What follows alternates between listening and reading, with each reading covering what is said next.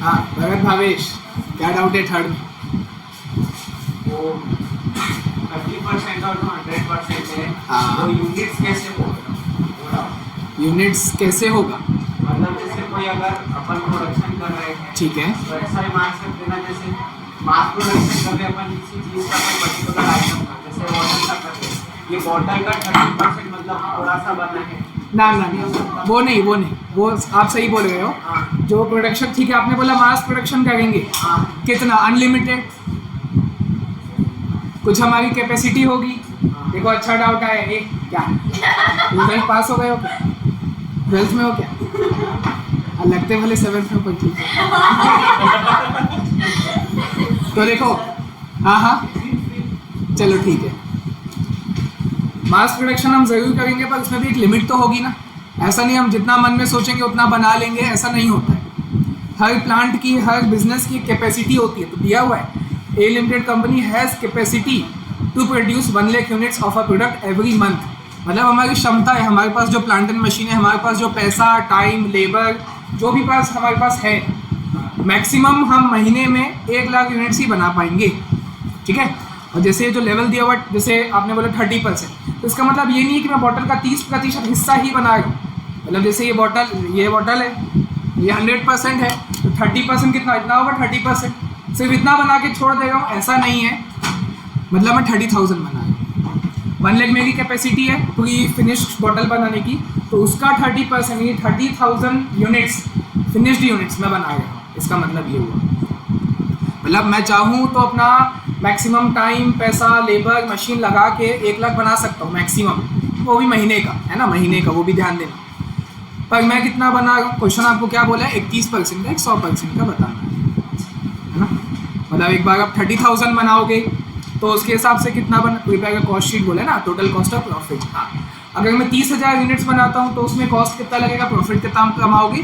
और वैसे ही 100% यानी पूरा 1 लाख अगर बनाओगे तो कितना। तो ये देखो, इतना बड़ा जो टेबल था, पूरा टेबल कोई काम का नहीं हुआ, क्योंकि आपको सिर्फ 30% और 100% का पूछा है। तो मतलब आपको सिर्फ 380 और 310 का काम है। 310, 380 क्या है वैसे?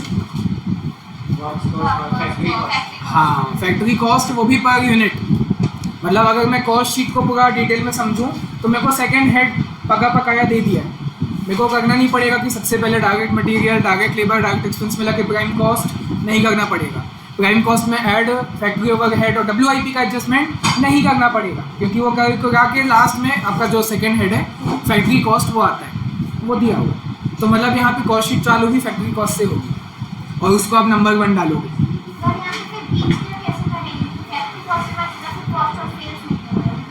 तो ठीक है ना, उसको स्किप सेम टू सेम लिख के आगे बढ़ते जाएंगे।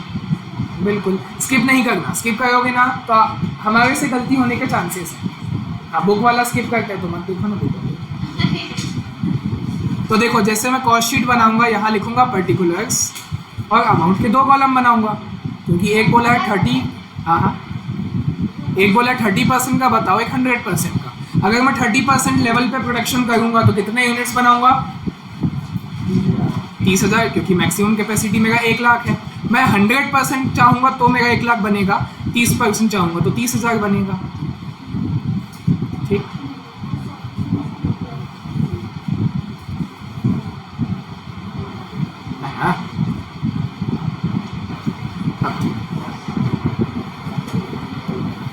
हाँ, तो हमको सबसे पहला स्टेज में यहाँ पे फैक्ट्री कॉस्ट लिखूंगा, क्योंकि उसके पहले का हमको मालूम नहीं है, ना ही हमको मालूम करने की ज़रूरत है।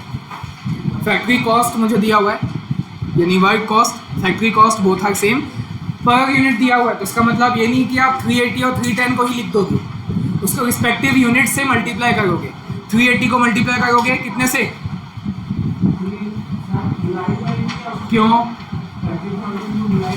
जब हम इतने से थे तो हमको सिखाया जाता था कि अगर आपको ज़्यादा का पता है, एक का पता करना है तो डिवाइड करोगे, और यहाँ पे हमको एक का पता है, ज़्यादा का करना है तो मल्टीप्लाई। हमको एक यूनिट का पता है 380 है, तो 30,000 का 380 इंटू 30,000, हाँ, 1 करोड़ 14 लाख।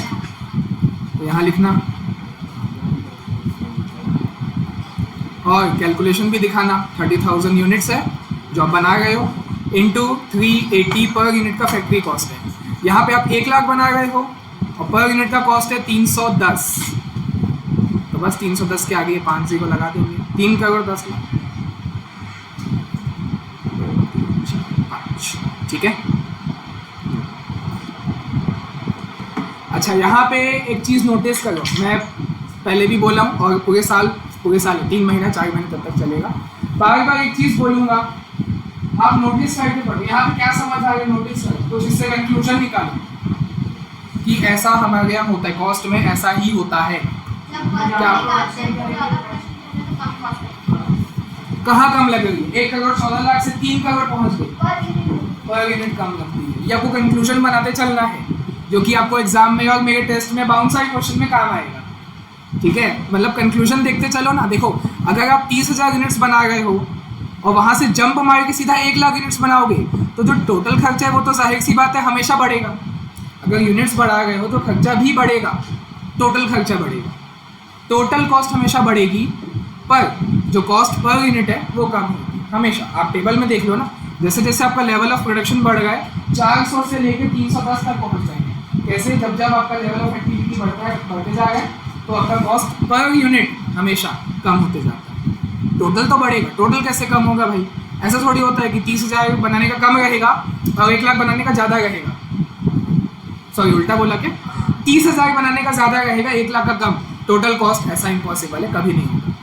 पर यूनिट में कम होता है, आपको जो फ़ायदा होगा 1 यूनिट पे होगा, तो वो हो रहा है। ठीक है, पर सिर्फ इसको देख के हम डिसीजन नहीं ले सकते, हमको बाकी भी खर्चे देखने हैं। फैक्ट्री कॉस्ट के बाद क्या आता है? क्या ऐड करने से आता है? 5 चीज़ें।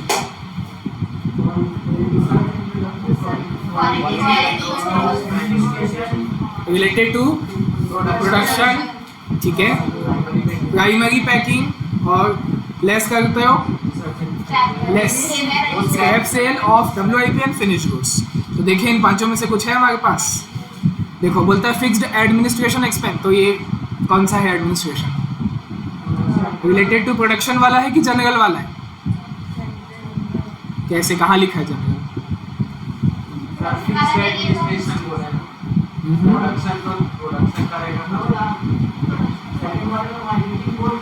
हाँ,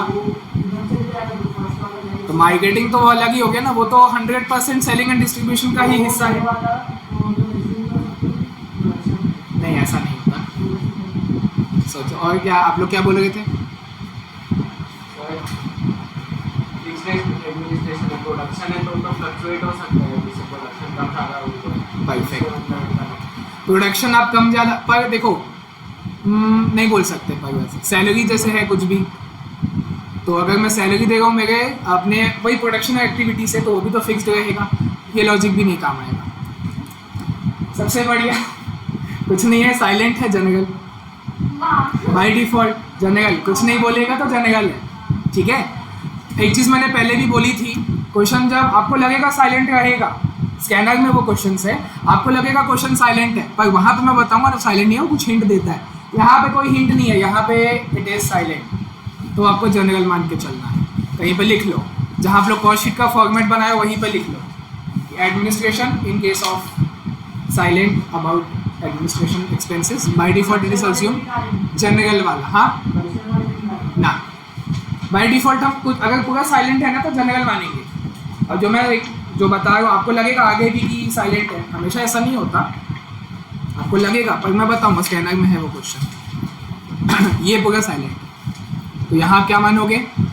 जनरल वाला। बाद में आएगा, नीचे आएगा, COGS के बाद आएगा, मार्केटिंग भी वहीं पे आएगा। ठीक है, उसके बाद वेरिएबल डिस्ट्रीब्यूशन कॉस्ट, तो ये भी वहीं पे आएगा, सेलिंग एंड डिस्ट्रीब्यूशन ओवरहेड के अंदर। मतलब ये तीनों के तीन चीज़ हमको मिला, एडमिनिस्ट्रेशन, मार्केटिंग और डिस्ट्रीब्यूशन। पर यूनिट है, ध्यान देना, मल्टीप्लाई करना पड़ेगा, पर तीनों के तीनों कब आएंगे? COGS के बाद आएंगे।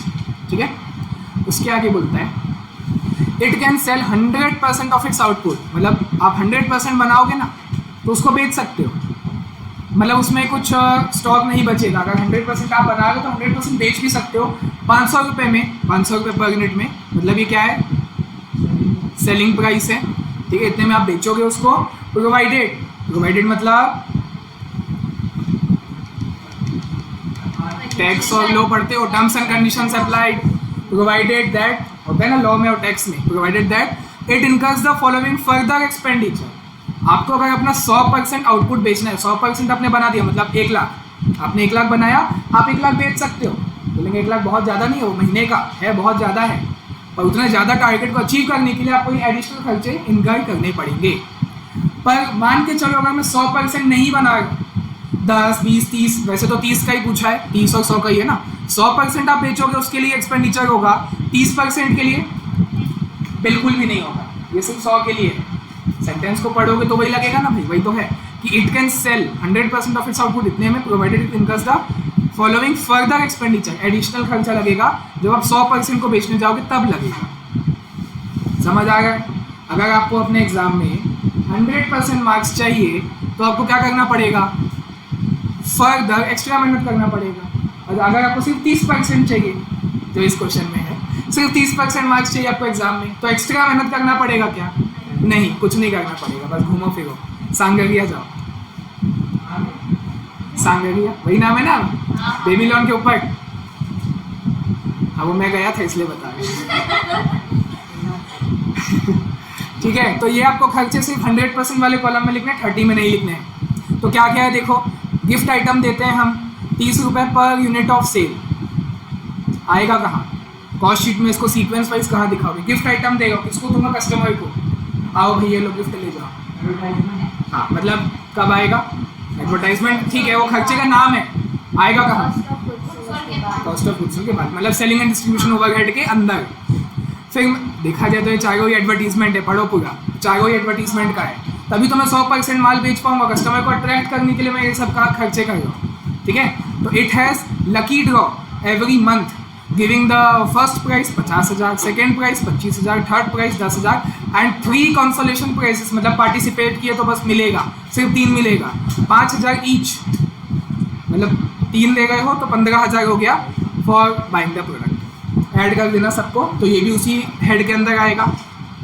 फिर हम 1 लाख स्पेंड कर रहे हैं ऑन रिफ्रेशमेंट, चाय पानी का ही और समोसे का ही 1 लाख खर्चा हो जाएगा हर महीने का। बताओ इतने बड़े आदमी हैं 1 लाख से चाय पानी का रिफ्रेशमेंट, तो वो भी वहीं पे आएगा। कस्टमर को अट्रैक्ट करने के लिए ना, एडवर्टीजमेंट वे से है, सेलिंग एंड डिस्ट्रीब्यूशन के लिए आप ये चीज़ कर रहे हो। ठीक है, और फिर हम टेलीविज़न प्रोग्राम भी स्पॉन्सर करते हैं, 20 लाख रुपए देते हैं पर मंथ। तो ये चारों वहीं पे जुड़ेंगे, 100% वाले कॉलम में जुड़ेंगे। ठीक है, तो ये बात हो गई 100% की। इन केस अगर आपको 100% बना के बेचना है तो ये 500 में बेचोगे, प्रोवाइडेड ये सारे खर्चे करोगे। ठीक है, पर अगर आप अब आपको सेकंड चीज़ बता रहा है कि अगर आप 30% बना के ही बेचना चाहते हो तो पहले तो आप 550 में बेचोगे। अरे वाह, सेलिंग प्राइस इसका 50 रुपये ज़्यादा है, अच्छी बात है। Without incurring any of the expenses referred to A to D above, A से डी तक कोई भी खर्चा 30% पे नहीं लगेगा, खर्चा नहीं लगेगा, और सेलिंग प्राइस भी ज़्यादा ही है एज़ कम्पेयर टू उसका 500 था, इसका 550 है। हाँ, तो हमको ये नहीं जज करने की कौन सा अच्छा कौन सा बुरा है, हमको बस प्रॉफिट निकाल के दे देना। ठीक है, पर अगर मैं आपको बिना सॉल्व करके बोलूँ कि जज करके अभी से बताओ किसमें प्रॉफिट ज़्यादा होगा, 30% वाला कि 100% वाला? क्यों? उसमें तो अच्छा ठीक है, क्यों आप बताओ। पर उसकी फैक्ट्री कॉस्ट तो ज़्यादा है पर यूनिट। सोचो ना, सोचो, डिबेट टाइप सोचो। मैंने बोला पर यूनिट कॉस्ट कम है, तो अब इसको आप क्या बोलते हो, उसको क्रॉस कैसे करोगे? सही, टोटल में तो कम है ना। हम कॉस्ट शीट में पर यूनिट को जोड़ते हैं कि टोटल को जोड़ते हैं? तो टोटल तो है ही ना, टोटल तो कम ही है ना। टोटल अगर फैक्ट्री कॉस्ट देखोगे कम है, ए से लेकर डी तक कोई खर्चा लगेगा नहीं, और मैं 550 में भी बेच रहा हूँ उसको, 550 सेलिंग प्राइस उसका ज़्यादा है। ठीक है, तो क्या 30,000 में ज़्यादा आएगा? अभी भी कंफर्म नहीं बोल सकते, 50-50। बोले क्यों? क्योंकि 30,000 है ना। आप मल्टीप्लाई करके देख लो, अगर मैं 30,000 यूनिट्स को बेचता हूँ कितने में? 550 में, नीचे बोला है 30,000 को आप 550 में बेच सकते हो, और 1 लाख बेच रहा हूँ कितने में? 500 में। तो भी देख लो, मेरा शायद 1 लाख में ज़्यादा हो सेल। देखो इसमें 5,50,00,000 हो गया, इसमें देखोगे तो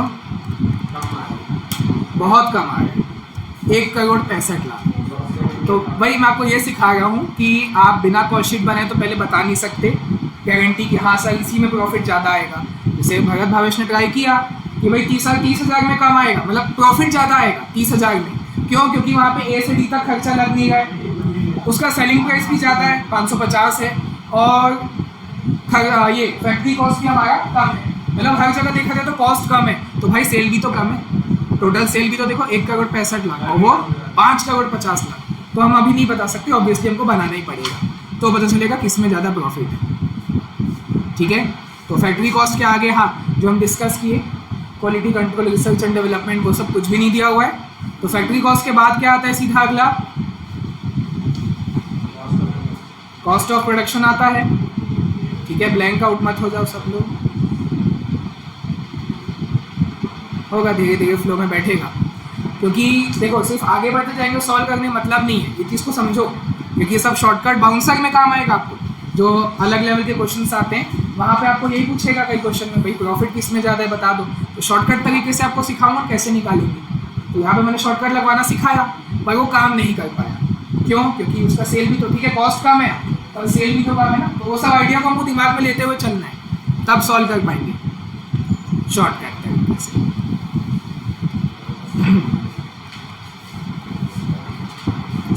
ये एज इट इज आ गया। ठीक है, कॉस्ट ऑफ प्रोडक्शन के बाद क्या आएगा?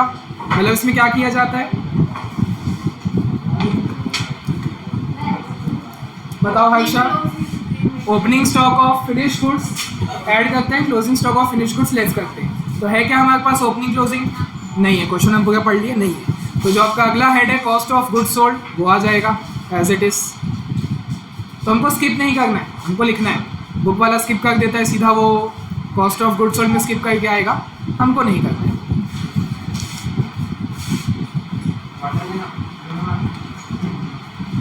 ठीक है, कॉस्ट ऑफ गुड्स सोल्ड में हम आगे क्या करते हैं? हाँ, तो वो सब दिया हुआ है, उसको जोड़ना चालू करेंगे। तो मैं लिखता हूँ सबसे पहले यहाँ पे एडमिनिस्ट्रेशन एक्सपेंसेस,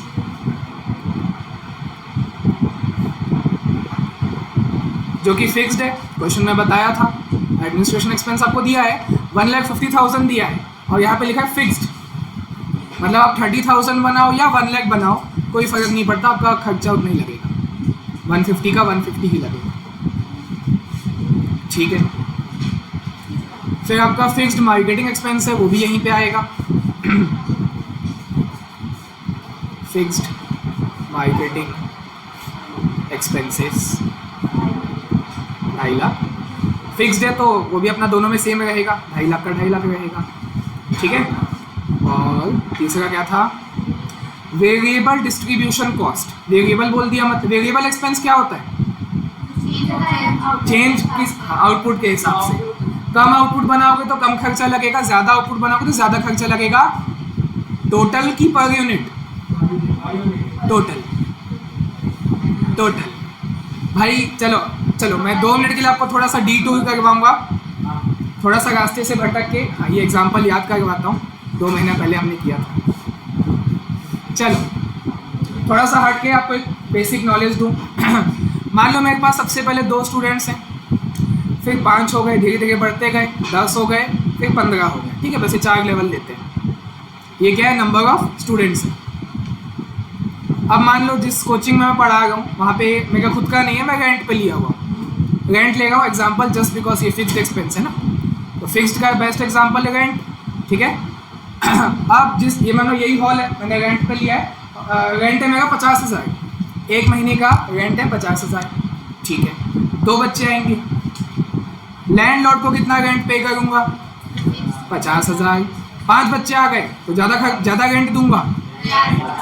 ठीक है, 10 आ गए तो ज़्यादा नहीं, 15 आ गए तो ज़्यादा। अब क्यों? क्योंकि एग्रीमेंट हुआ है आपस में, भाई महीने की बात हुई है, बच्चे कितने भाई, बच्चे का उसमें मेंशन ही नहीं है।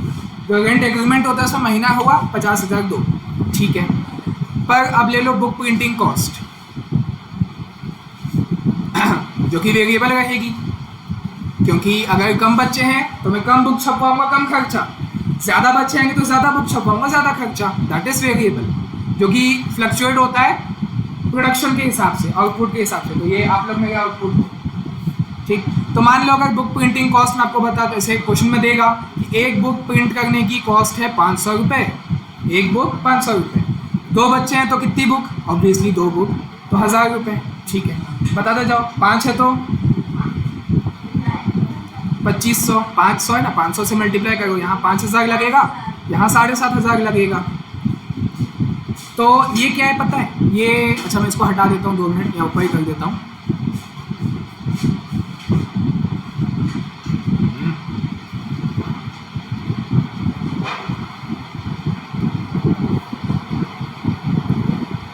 हाँ, मैं यहाँ पे लिखूंगा टोटल फिक्स कॉस्ट और टोटल वेरिएबल कॉस्ट। आप समझो टोटल मतलब तो समझते हो ना, ये पूरे महीने महीने का है। ठीक है, अब अगर मैं इन्हीं दोनों कॉलम से 2 और कॉलम बनाऊं अलग से, फिक्स्ड कॉस्ट पर यूनिट, ठीक है, और variable cost per unit. Per unit मतलब क्या, एक, हाँ जो यहाँ पे यूनिट्स है, मेरे स्टूडेंट्स है, आप लोग मेरे यूनिट्स हो, तो बताओ फिक्स कॉस्ट जो है वो 50,000 था, इस वाले लेवल पे 50,000 था, कितने बच्चों पे, तो बताओ पर स्टूडेंट मेरा कितना खर्चा पड़ा। ठीक है, 5 बच्चे आ गए तो 5,000, 10 सॉरी, ठीक है। हाँ, यहाँ पे 5,000, अगला पॉइंट में बताओ क्या हो रहा है, फ्लक्चुएट तो हो रहा है, किस तरीके से फ्लक्चुएट लिखोगे क्या। हाँ, फिक्स कॉस्ट पर यूनिट कम होते जाता है, ये आपको नोटिस करके बताना है। मतलब as the output increases fix cost per unit decreases, क्योंकि न्यूमरेटर उतना ही है, तो बेसिक मैथ्स का वो क्वेश्चन है कि अगर भाई न्यूमरेटर वही है, डिनोमिनेटर को आप बढ़ाते जाओगे तो जो फाइनल आंसर है वो कम होते जाता है। ठीक है, पर अगर मैं वेरिएबल कॉस्ट निकालूं पर बच्चे का, डिवाइड करके देख लो, क्योंकि मैंने मल्टीप्लाई उसी से किया था, जितने बच्चे हैं मैंने सबको 500 से मल्टीप्लाई किया था ना, अब डिवाइड करोगे तो वापस 500 आ जाना है। तो ये चारों कॉलम आपको अच्छे से माइंड में याद होने चाहिए। Total fix cost remains constant, total की अगर बात करें, total fix cost remain constant, total variable cost क्या लिखोगे, टोटल वेरिएबल कॉस्ट, फ्लक्चुएट्स मत बोलो, नहीं वही हो गया ना, फ्लक्चुएट और चेंजेस वही हुआ ना। और better, total variable cost is proportionate to production, proportionate, increases decreases छोड़ो ना, प्रोपोर्शनेट, प्रोपोर्शनेट मतलब अगर आउटपुट कम है तो कम खर्चा लगेगा, आउटपुट ज़्यादा तो ज़्यादा खर्चा लगेगा। टोटल वेरिएबल कॉस्ट, वो ध्यान देना, इसके बारे में आप कमेंट करो पहले, वो तो याद रखो, मैं कमेंट कर रहा हूँ टोटल वेरिएबल कॉस्ट का, टोटल, तो जैसे जैसे आउटपुट बढ़ेगा वो डायरेक्ट रिलेशन है ना, वो भी बोल सकते हो, देखिए sir direct relation between total variable cost and output या प्रोडक्शन, जो बोलो। ठीक है, और फिक्स कॉस्ट में कैसा रिलेशन है, फिक्स कॉस्ट पर यूनिट, और प्रोडक्शन में कैसा रिलेशन है, इनवर्स रिलेशन है। इंक्रीज डिक्रीज वो बच्चों का खेल मत बोलना, आप लिखना fix cost per unit and output are inversely related to each other, कि भाई एक बढ़ेगा तो दूसरा कम होगा, वो बढ़ेगा तो ये कम होगा, वही होगा। ठीक है, और variable cost per unit remains constant, आपको ये लिखना है, वेरिएबल कॉस्ट पर यूनिट, भाई मेरे जितने भी बच्चे आ जाए, एक बुक छपवाने का खर्चा तो उतना ही लगेगा ना, 500, टोटल वेरिएबल कॉस्ट बढ़ेगा but variable cost per unit मतलब जो पर बुक का खर्चा है वो तो उतना ही लगेगा, फोटोकॉपी वाला तो उतना ही लेगा मेरे से, 500 रुपये एक बच्चे का, एक बुक का। समझ आया? ठीक है, तो इधर आओ, किसकी बात हो गई थी फिर, हाँ ये जो है ये मैंने किस लिए बताया, लिख तो दिया है variable cost, variable distribution cost 30 rupees per unit, per unit है 30 रुपीज़, पर यूनिट कैसा रहता है, कांस्टेंट रहता है। अभी हमने देखा वेरिएबल कॉस्ट पर यूनिट कैसा होता है, कांस्टेंट होता है, टोटल में वेरी करता है, तो टोटल में कैसे निकालोगे, कैसे मल्टीप्लाई करोगे, अगर 30,000 यूनिट्स है 30 से मल्टीप्लाई करोगे, इससे यहाँ पे लिखो, चलो variable distribution expenses which is given 30 rupees per unit, that will be constant, 30 rupees एक यूनिट का, ये कांस्टेंट रहेगा, तो जितने आउटपुट बनाओगे उतने से मल्टीप्लाई करोगे, यहाँ 30,000 बना गए हो तो उतना लगेगा, 1 लाख बनाओगे तो उस हिसाब से लगेगा, टोटल में वो वेरी कर जाएगा, यहाँ पे 9 लाख हो जाएगा, तो यहाँ पे 30 लाख। ठीक है, देखो कितना डिफरेंस, यहाँ 9 लाख कहाँ 30 लाख कहाँ। ठीक है, ये समझ आया, वो टेबल समझ आया, वेरिएबल कॉस्ट, फिक्स कॉस्ट, आगे ये सब काम आएगा। ठीक है, इतना हो गया। उसके बाद ए से डी तक जो खर्चे वो मैं दिखाते जाता हूँ फटाफट, सिर्फ 100% वाले कॉलम में। ठीक है, तो क्या क्या है देखो, मैं लिखते जाऊँगा। गिफ्ट आइटम है, लकी ड्रॉ है। गिफ्ट आइटम्स, क्योंकि देखो आपका तो खर्चा हो गया ना, किस्मत उनकी चमकेगी पर खर्चा, पैसा तो आपको देना पड़ेगा ना, खर्चा आपका है तो कॉस्ट शीट में दिखाओगे। और क्या क्या था, रिफ्रेशमेंट्स और स्पॉन्सर। Refreshment, sponsorship. ठीक है, जो कि 30% वाले में बिल्कुल नहीं आएगा, मैं डैश कर देगा हूँ यहाँ पे, बाजू में आते जाएगा। गिफ्ट आइटम्स कैसा था, 30 रुपीज़ था पर यूनिट ऑफ सेल, तो इंटू कर दोगे 1 लाख, आप वहाँ पे 1 लाख बेच गए हो, तो 1 लाख इंटू 30 लाख हो जाएगा गिफ्ट आइटम्स का। ठीक है, फिर आपका लकी ड्रॉ। लकी ड्रॉ कैसा था, देखो फर्स्ट प्राइस 50,000 है, सेकेंड प्राइस 25, थर्ड प्राइस 10,000, और उसके बाद क्या लिखा था, 3 कंसोलेशन प्राइजेस ऑफ 5,000 ईच, तो मतलब 15,000 हुआ। ठीक है, सबको ऐड किए, 40 + 50 1 लाख हो गया। ठीक है, M+MRC करना, ये छोटी मोटी चीज़ें, इसमें मैं थोड़ा स्पीड चलूँगा। 4 अलग अलग है, उसको ऐड कर दो, 1 लाख आएगा। रिफ्रेशमेंट भी सीधा दिया हुआ है 1 लाख, उसमें कुछ नहीं करना है, पका पकाया दिया हुआ है। स्पॉन्सरशिप का भी दे दिया 20 लाख महीने का, सब महीने का है, अच्छी बात है। कुछ अगर हफ्ते का होता इंटू 4 करते, साल का होता डिवाइड बाय 12, ये सब आपको दिमाग लगाना है।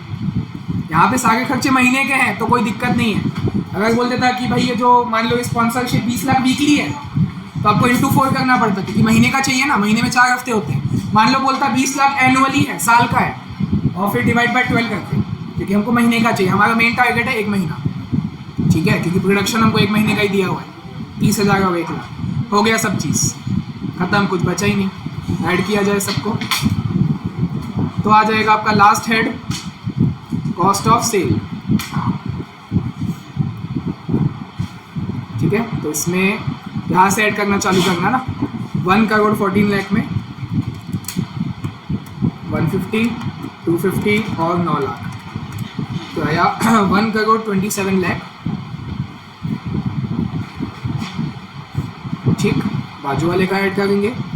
सबसे पहले यहाँ से चालू करोगे ना, 3 करोड़ 10 लाख ये है। ठीक है, प्लस 150, 250, 30 लाख, फिर से 30 लाख, 1 और 20, 3 करोड़ 96 लाख महीने का खर्चा है। बाप रे, तो अमित सर से भी ज़्यादा है। ठीक है, फिर मैं क्या करूँगा, इसके लिए प्रॉफिट के लिए जगह छोड़ के सेल लिखूँगा। सेल में आपको बता चुका, क्वेश्चन में दिया ही था 30,000, उसके नीचे लिखेंगे 30,000 यूनिट्स का आप यहाँ पे कितने में बेच रहे थे, 550 में, पर आप 1 लाख बेचोगे तो 500 में बेचोगे। हाँ भाई, 1 लाख बेचोगे, ठीक है ना, 50 का तो डिस्काउंट दो पर यूनिट। तो कुछ आया था, तो 550 किए, 1 करोड़ 65 लाख इसका सेल आया था। उसमें से मैं कॉस्ट को तुरंत इसी में माइनस कर देता हूँ, एक और आएगा, हाँ माइनस कर देते हैं 1 करोड़ 27 लाख, 38 लाख का प्रॉफिट आपने कमाया। वैसे यहाँ पे ये 5 करोड़ हो जाएगा, यहाँ आपने ज़्यादा कमाया, 3, 4, 5, 6, 7, हाँ 1 करोड़ 4 लाख कमाया आपने। ठीक है, खर्चा ज़्यादा है तो सेल भी तो ज़्यादा है ना, बहुत। ठीक, खत्म करो फटाफट। कितने लोग का कंप्लीट बन गया था, पूरा कंप्लीट बिना कोई डाउट? कहाँ था डाउट फिर? ठीक है,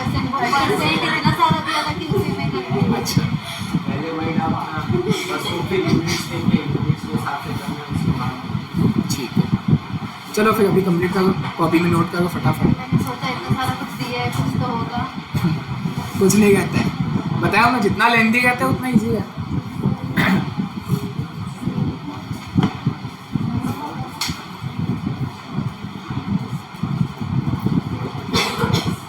चलो जल्दी 5 मिनट के अंदर ख़त्म करो, फटाफट आगे बढ़े। डाउट नहीं, हाँ हाँ, फोर्थ में डाउट नहीं।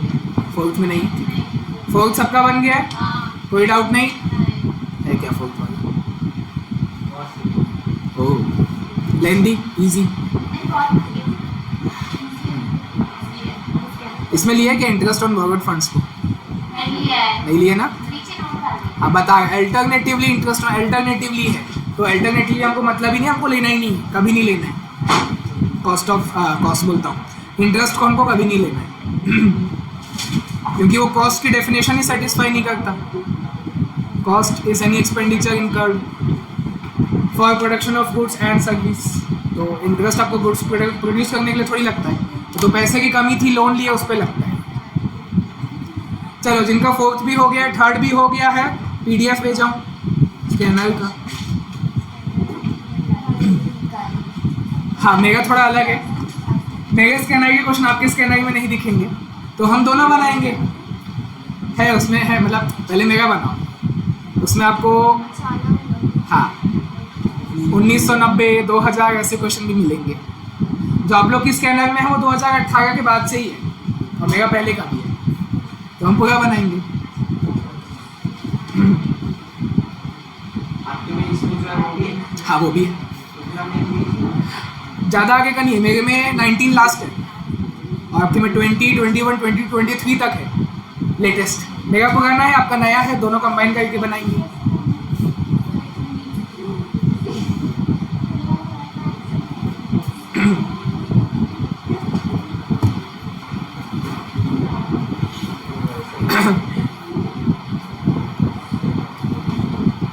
पहला क्वेश्चन 2004 का है, जब आप लोग पैदा हुए थे, 5 में हुए थे, ठीक है।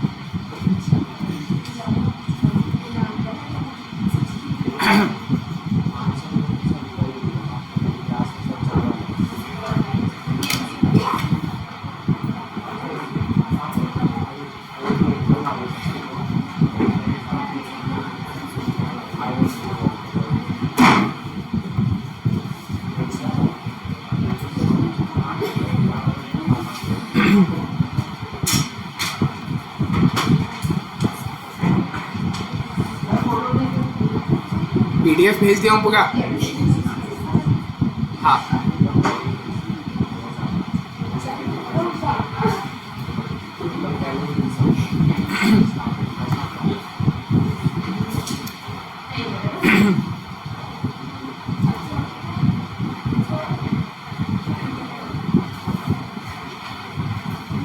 सॉल्यूशन का ना, ओ पल्लू सॉल्यूशन का ना।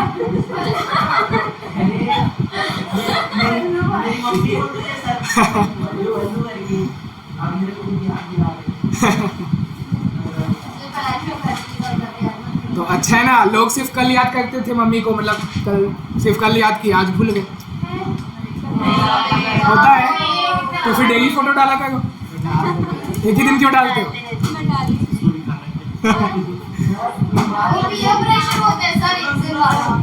तो पूरा 365 दिन होना चाहिए। हाँ हाँ, मैं तो नहीं मिलूंगा, रिश्तेदार वो होते।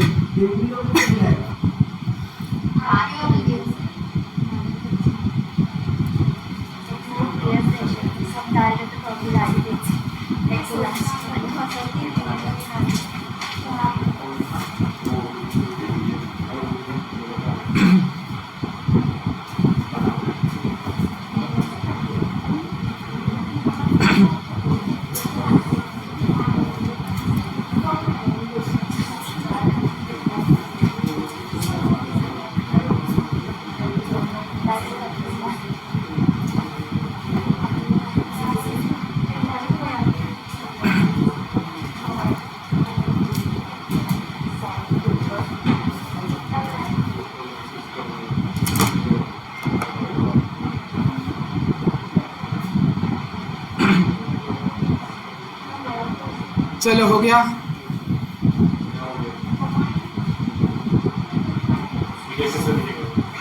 गेम कैसे खेलेंगे अगले लोग? बोल रहा हूँ आपसे, घंटा खत्म।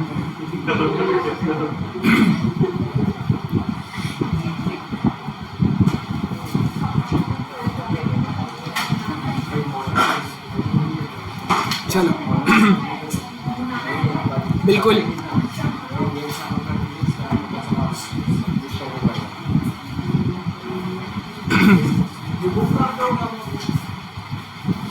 कम से कम 30 साल का तो समय दो। अच्छी बात है ना, उनको मिलेगा।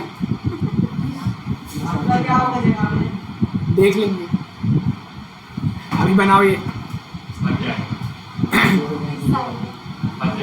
बनाओ।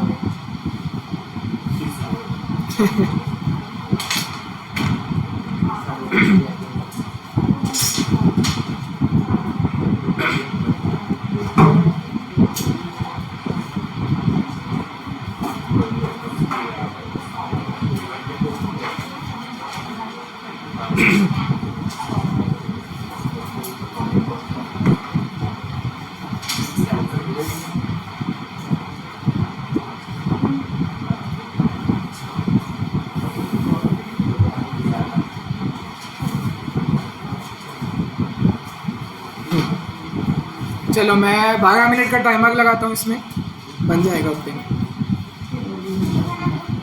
तो खड़ेगा ना।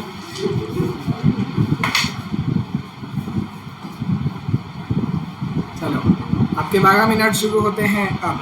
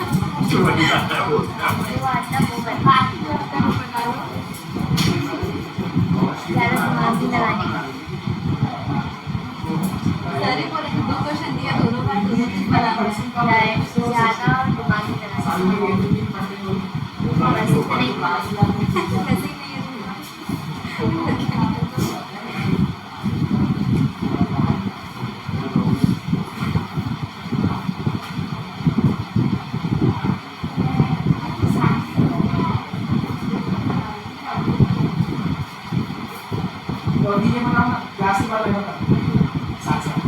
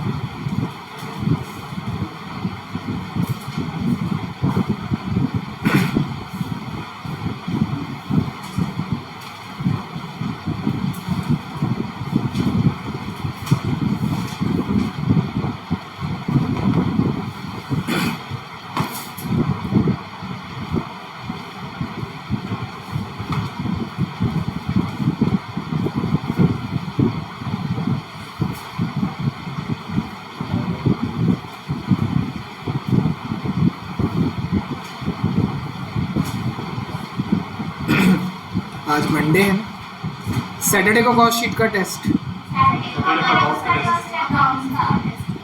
देख।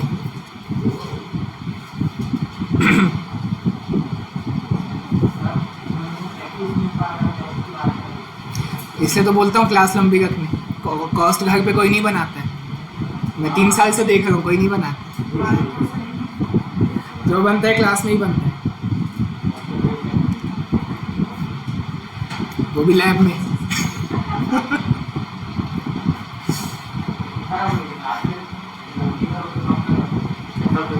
मेरा सोचना है मिनिमम 3 घंटा मिनिमम। खाना खाने में 10 मिनट लगता है, आप लोग आधा घंटा लगा देते हो। ये इंसान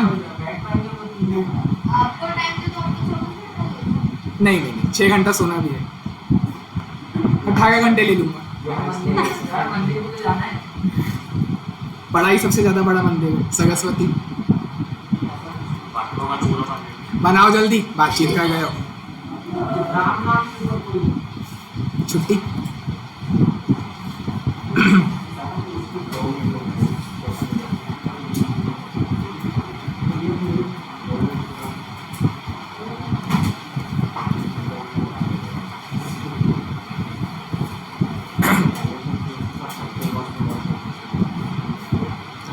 डायरेक्ट एक्सपेंस वो इसका पेमेंट के लिए आप नहीं सोच सकते, दिक्कत है कि स्टार्टिंग में देख लो डायरेक्ट एक्सपेंस में आता ही क्या है।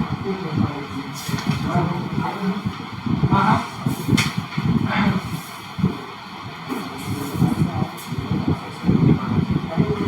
स्टेप बाय स्टेप ऐसा नहीं, आप ऐसा एक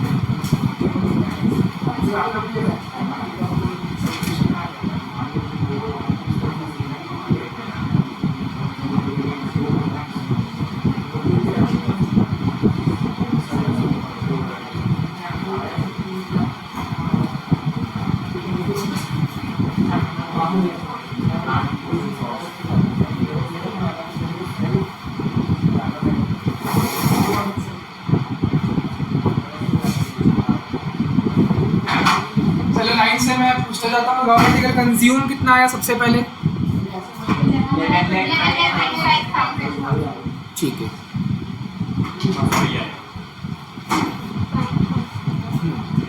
एक पॉइंट ये भी रहता है। हाँ, अब पहला सबसे पहला हेड प्राइम कॉस्ट कितना आया? ठीक है,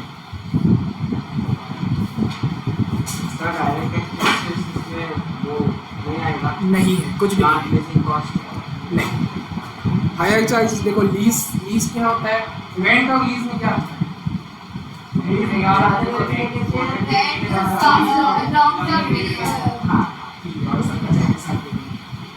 तो देखो हाँ हाँ आता हूँ, रेंट जो हमने हायर चार्जेस हो गया, रेंट और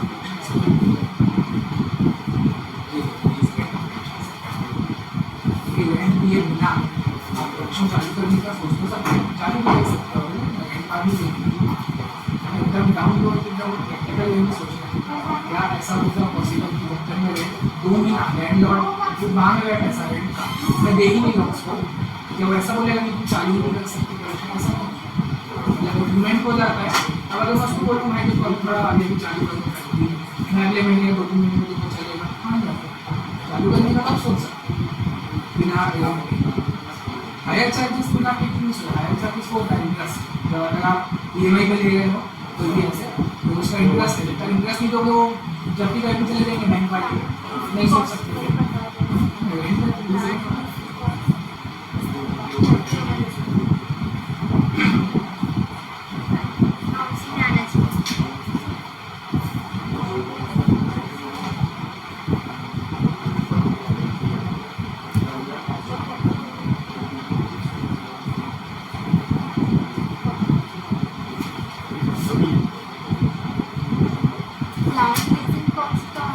फैक्ट्री ओवर है, फैक्ट्री ओवर।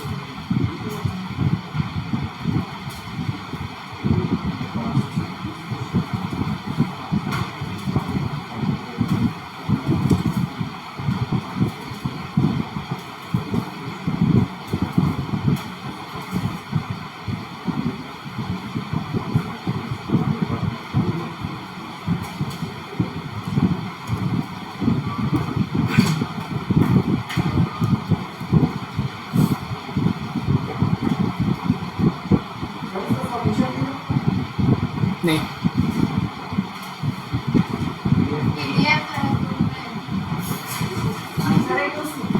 नहीं है, थोड़ा सा स्क्रॉल करके देखो, दिख जाएगा। और फिर एग्जाम में दिक्कत आ जाएगा।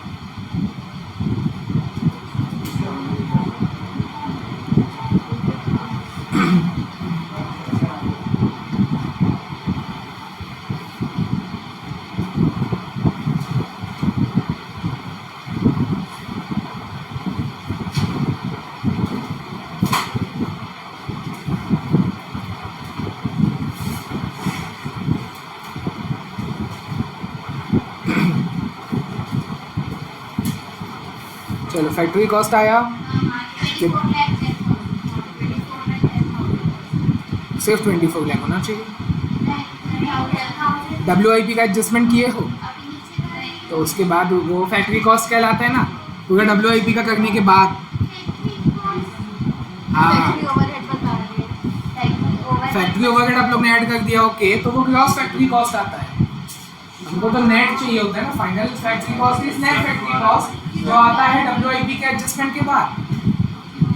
मतलब फाइनल जिसको हेड कहा जाता है, सेकंड हेड, वो नेट फैक्ट्री कॉस्ट होता है, WIP एडजस्टमेंट के बाद आता है। आप लोग जो निकाले हो सही है, वो ग्रॉस फैक्ट्री कॉस्ट है। उसमें WIP एडजस्टमेंट करोगे तो आपका फाइनल जो आता है नेट फैक्ट्री कॉस्ट, उसको फैक्ट्री कॉस्ट ही कहेंगे, 24 लाख आएगा।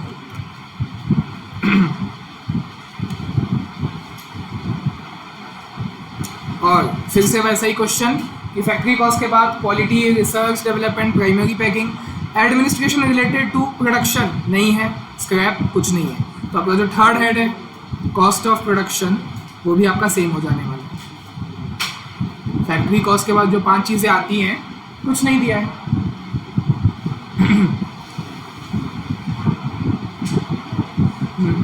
ठीक है, हो गया 12 मिनट।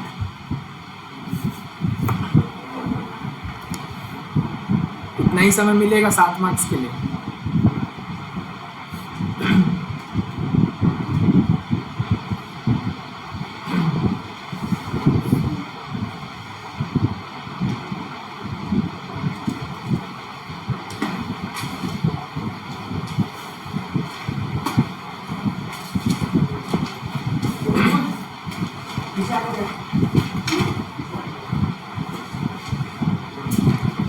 इंडिविजुअली सबका सिलेक्शन होगा, इंडिविजुअली पढ़ेंगे।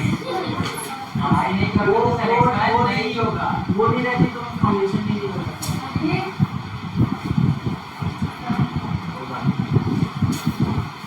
तो फिर आत्मनिर्भर कैसे बनोगे भाई? आत्मनिर्भर बने तभी वाह,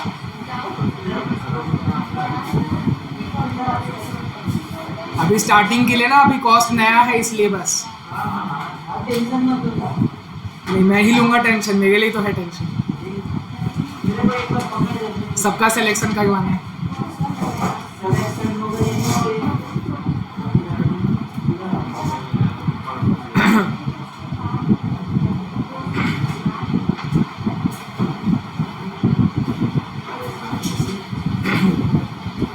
अभी ग्रुप स्टडी नहीं करना है। हाँ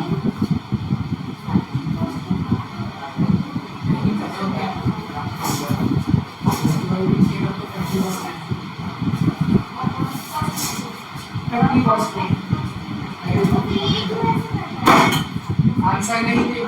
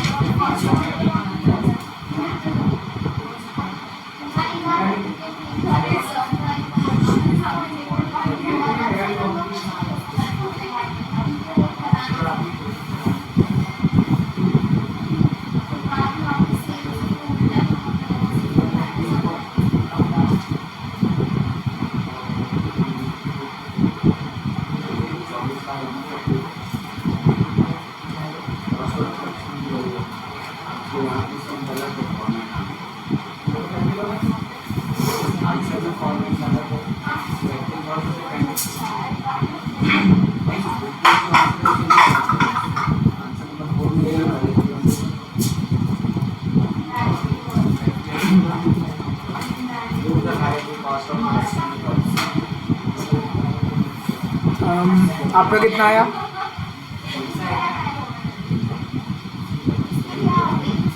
सीओपी के आगे क्या किया जाता है? तो वो तो दिया हुआ है ना, फिनिश गुड्स का ओपनिंग क्लोजिंग दोनों दिया है।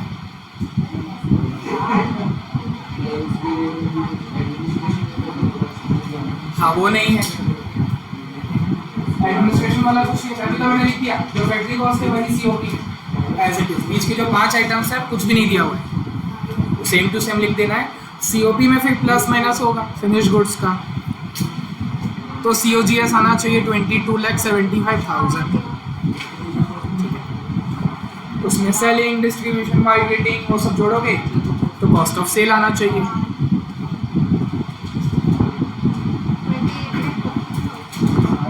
ये देखना पड़ेगा, ठीक है।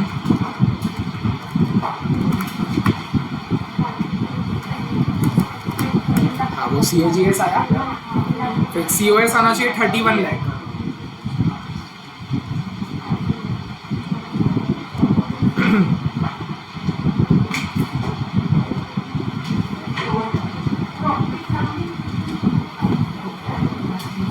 हाँ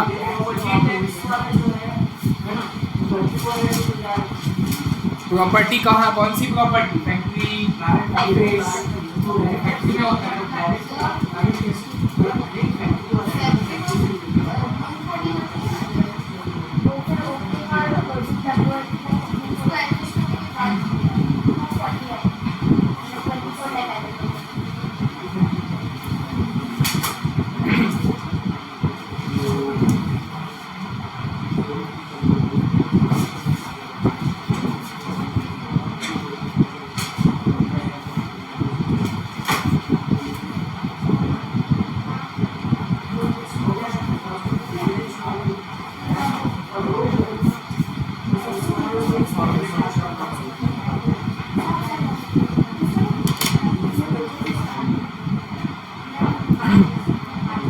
फाइनल आंसर प्रॉफिट को माना जाता है 3 lakh.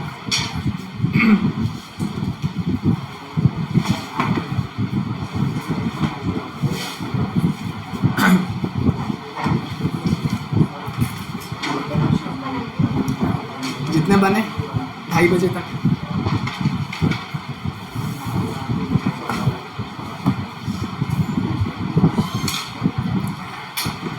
If you want to क्या था shop without seeing the price tag, then study without seeing the time.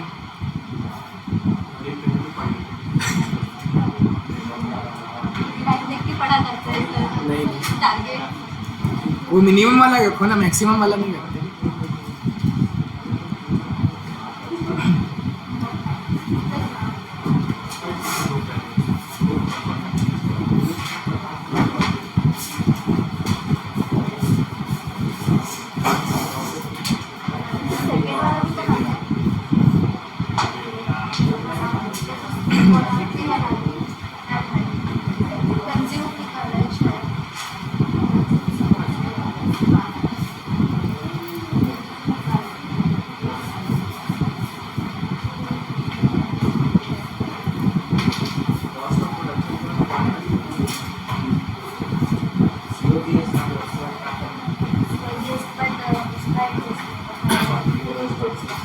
वो तो पहले हो गया। COGS को COGS के बाद बोले ये सेलिंग का आगे क्या जोड़ते हैं हम लोग? सेलिंग एंड डिस्ट्रीब्यूशन, मार्केटिंग, जो भी है चार चीज़ें जो भी है कॉस्ट में सेल आ जाएगी।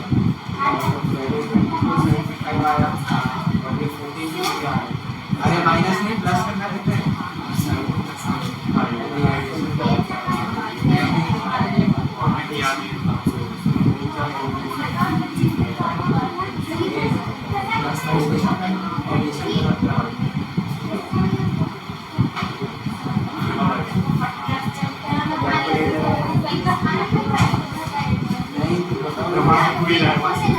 एक हाथ से रोज आता था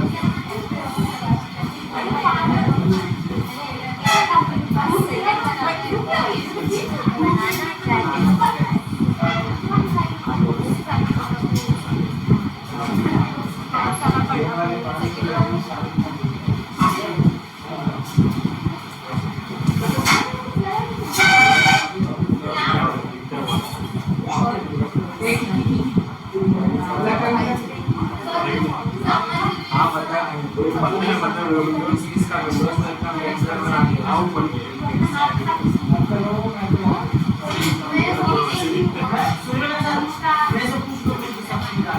समाज आया सॉल्व करना अलग होता है।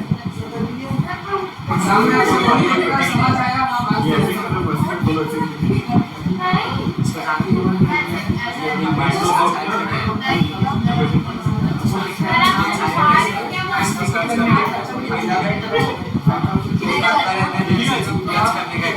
थोड़ा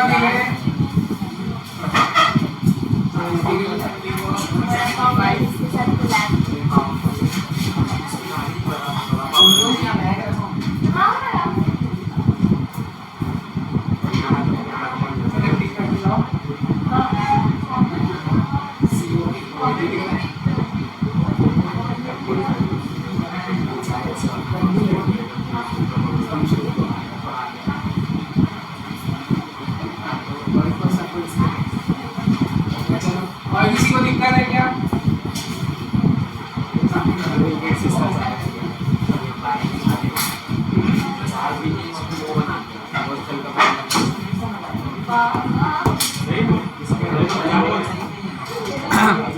अच्छा प्राइम कॉस्ट आ गया ना प्रिया? प्राइम कॉस्ट ठीक है। आगे आगे जिनका हो गया अगला जस्ट बनाते जाओ।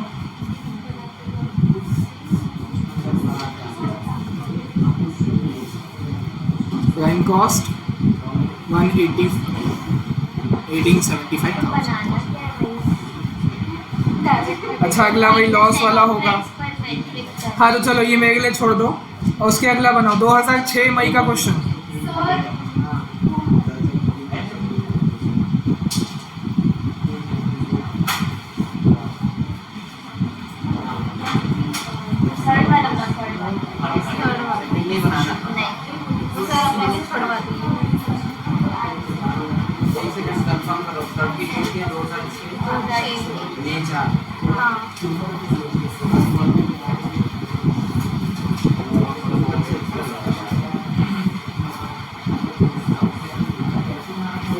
हाँ देखो प्राइम कॉस्ट 1875 आया था।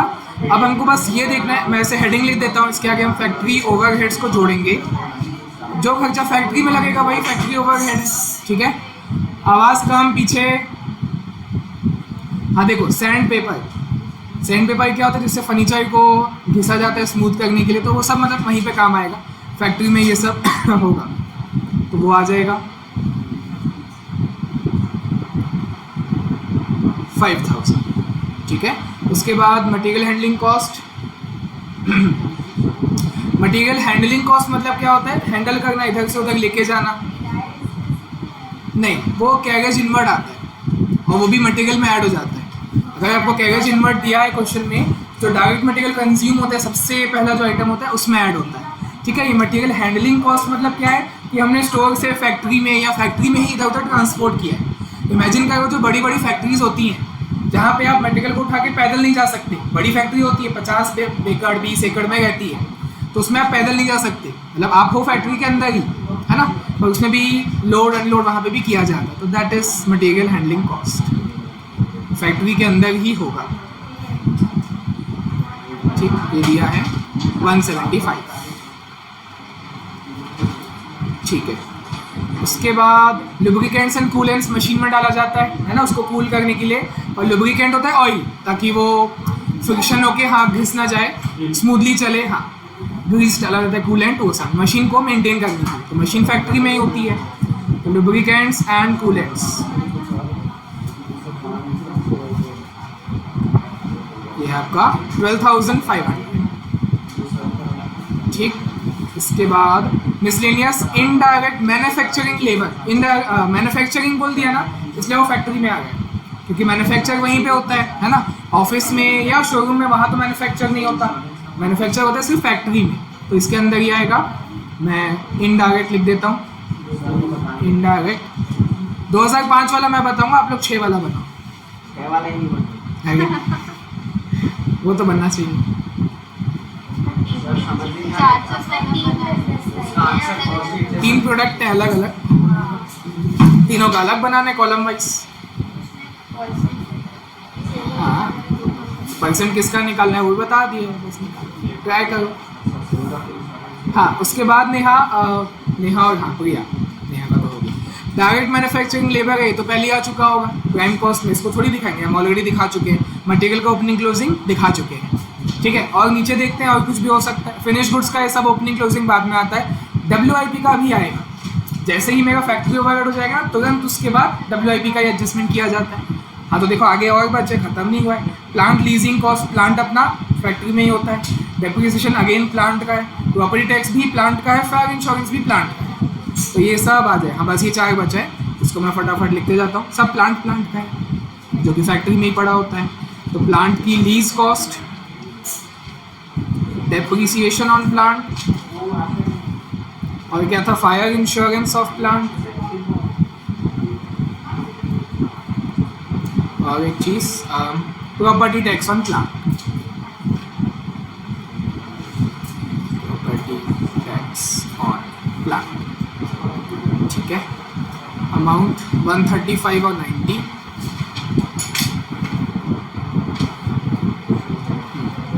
प्रॉपर्टी टैक्स मैंने नीचे लिख दिया है, तो 75 और 10। हाँ, तो देखो प्रिया, यहाँ पे आपका फैक्ट्री ओवरहेड सब हो गया, कुछ नहीं बचा। ठीक है, तो जैसे ही फैक्ट्री ओवरहेड हमारा कंप्लीट हो जाता है, सेकेंड हेड नहीं आएगा। आपका फर्स्ट हेड प्राइम कॉस्ट था ना, फैक्ट्री ओवरहेड में ऐड तो कर दूंगा, मतलब 1875 ये सब ऐड होगा। तो अभी कंप्लीट नहीं हुआ है। सेकेंड हेड अभी जो आ गया उसको बोल नहीं सकते। अभी जस्ट आपको इसके बाद क्या करना होता है, ऐड करोगे ओपनिंग स्टॉक ऑफ WIP और लेस करोगे क्लोजिंग स्टॉक ऑफ WIP। जो आंसर आएगा उसको आप बोलोगे हाँ ये मेरा सेकेंड मेजर हेड है। 5 हेड होते हैं कॉस्ट शीट में, ये सेकेंड हेड है जिसका नाम है फैक्ट्री कॉस्ट। ठीक है, या वर्क कॉस्ट भी इसको कहते हैं, ऐसे तो और बहुत सारे नाम हैं।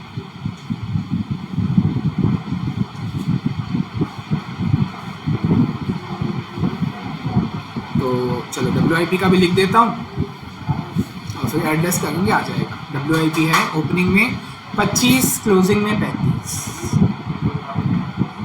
क्लोजिंग माइनस है तो उसको ब्रैकेट में लिखेंगे, अब सॉल्व किया जाए तो आ जाएगा।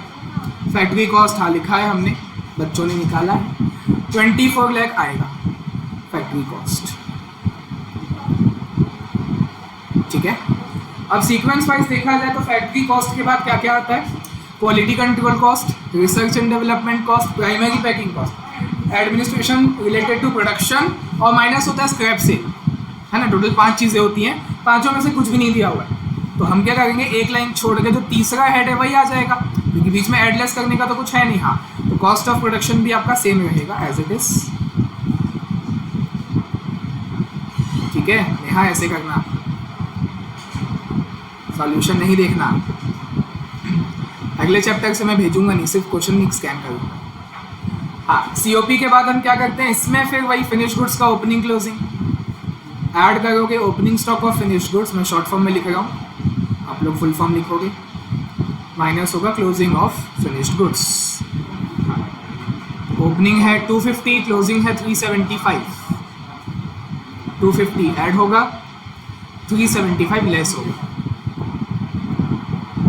तो आ जाएगा आपका चौथा हेड जिसका नाम है cost of goods sold.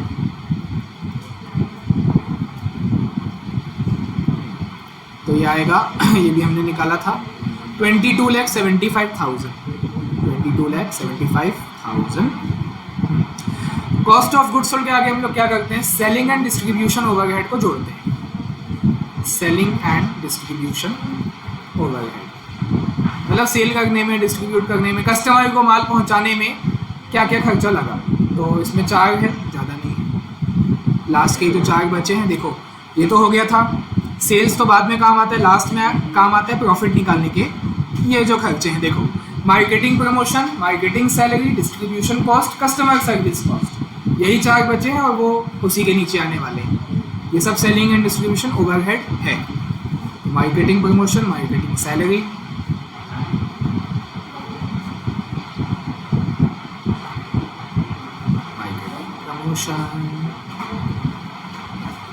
Marketing salary,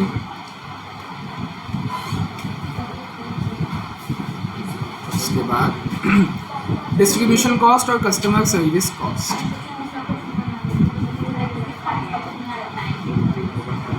distribution cost है भगत से भी ज़्यादा। हाँ भाई,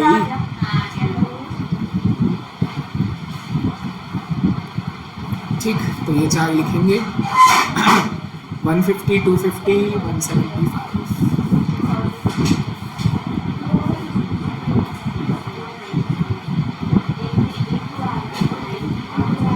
कस्टमर सर्विस कॉस्ट 250।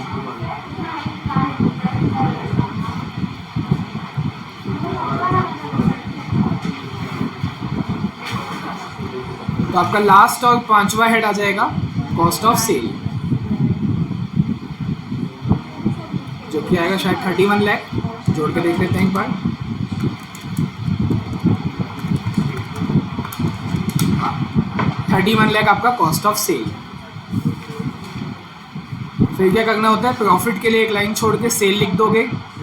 सेल आपको क्वेश्चन में दिया हुआ है, देखोगे तो है 34 लाख है। तो बैलेंसिंग फिगर आपका जो प्रॉफिट होगा 3 लाख होगा। खत्म क्वेश्चन। ठीक ठीक है नेहा, आंसर नहीं देखना। नहीं बना तो पुराने क्वेश्चन ऐसे ही थे, आने के बिल्कुल चांस है। सी हाँ हाँ कुछ बोले। चलो ये हो गया ना सबका। 2005 नवंबर, बढ़िया क्वेश्चन। हाँ 6 का करवा दूँ, चलो।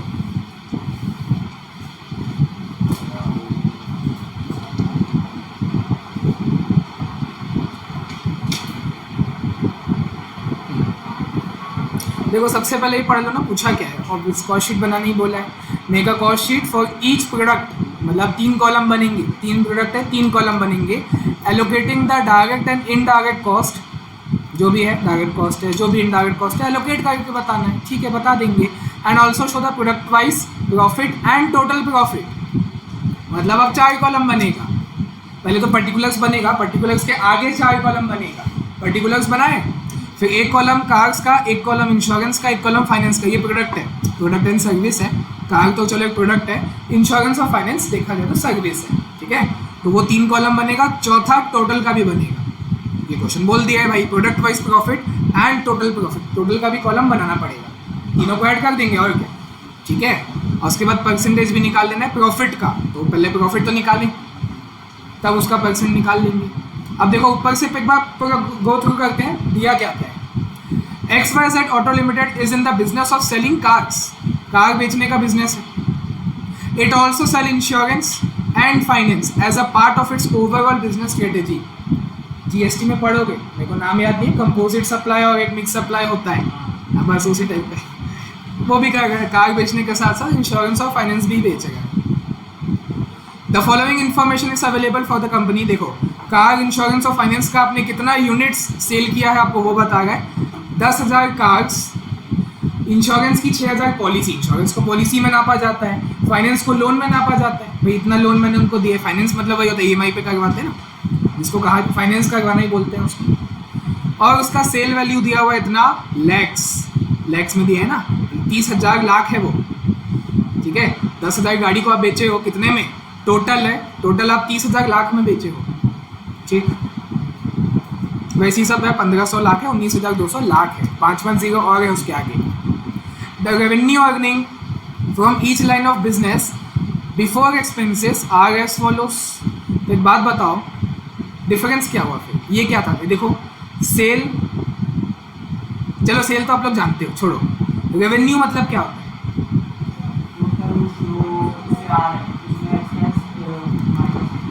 एक्सपेंस नहीं किए हैं, ठीक है। और थोड़ा और कुछ, बिना गजब का पैसा मिला बेच के पूरा नहीं बिल्कुल नहीं, तो खर्चा माइनस COGS माइनस होके आता है ना, तो सेल तो ये है। हाँ मैं यही चाह रहा था भाई, रेवेन्यू और सेल एक दूसरे का पर्यायवाची है, जानते नहीं हो। रेवेन्यू फ्रॉम ऑपरेशन कहते हैं, कंपनी में कहते हैं रेवेन्यू फ्रॉम ऑपरेशन, मतलब वो सेल ही तो होता है। तो ये अलग अलग ऐसा कैसे बोला गया, रेवेन्यू लिखता है 3% of sale value, sale value 30,000 lakh है, तो हाँ निकालने को तो मैं निकाल सकता हूँ, 30,000 का 3% कौन सी बड़ी बात है। पर मैं ये पूछ रहा हूँ, जब सेल दे दिया है और सेल और रेवेन्यू सेम होता है, हम लोग बचपन से ये सीखे हैं।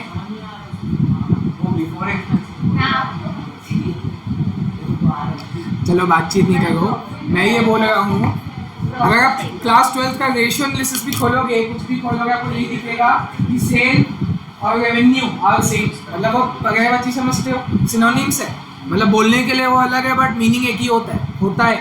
पूछते हैं किसी का, अच्छा टर्नओवर भी वही होता है, सेल बोलो, रेवेन्यू बोलो, टर्नओवर बोलो, ऑल आर सेम, ठीक है।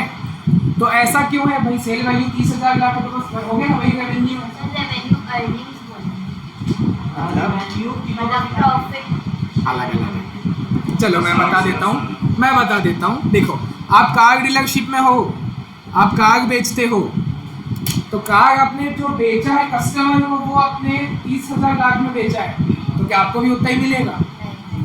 आप डीलरशिप लियो, समझो बात को, मान लो आपने BMW का डीलरशिप लिया, डीलरशिप समझ रहे हो, मतलब BMW कंपनी को आपने कांटेक्ट किया और वहाँ से गाड़ी आती है, आप गाड़ी बनाते नहीं हो, आपकी डीलरशिप है, आप गाड़ी आपके शोरूम में आती है, BMW कंपनी बेचती है और फिर आप कस्टमर को बेचते हो। तो कस्टमर को आपने BMW बेची है 30,000 लाख में, 30,000 लाख में से आपका हिस्सा सिर्फ 3% है, बाकी आप कंपनी को भेजोगे ऊपर, समझ आ गए। आपके हाथ में 3% ही बचेगा, उसमें आपको अपने खर्चे निकालने हैं।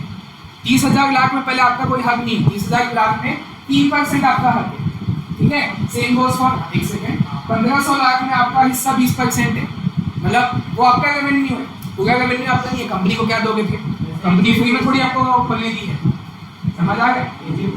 हाँ बोल सकते हैं, कंसाइनमेंट बोलो, कुछ भी बोलो,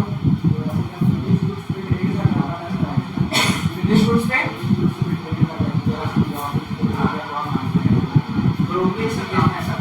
ये अपना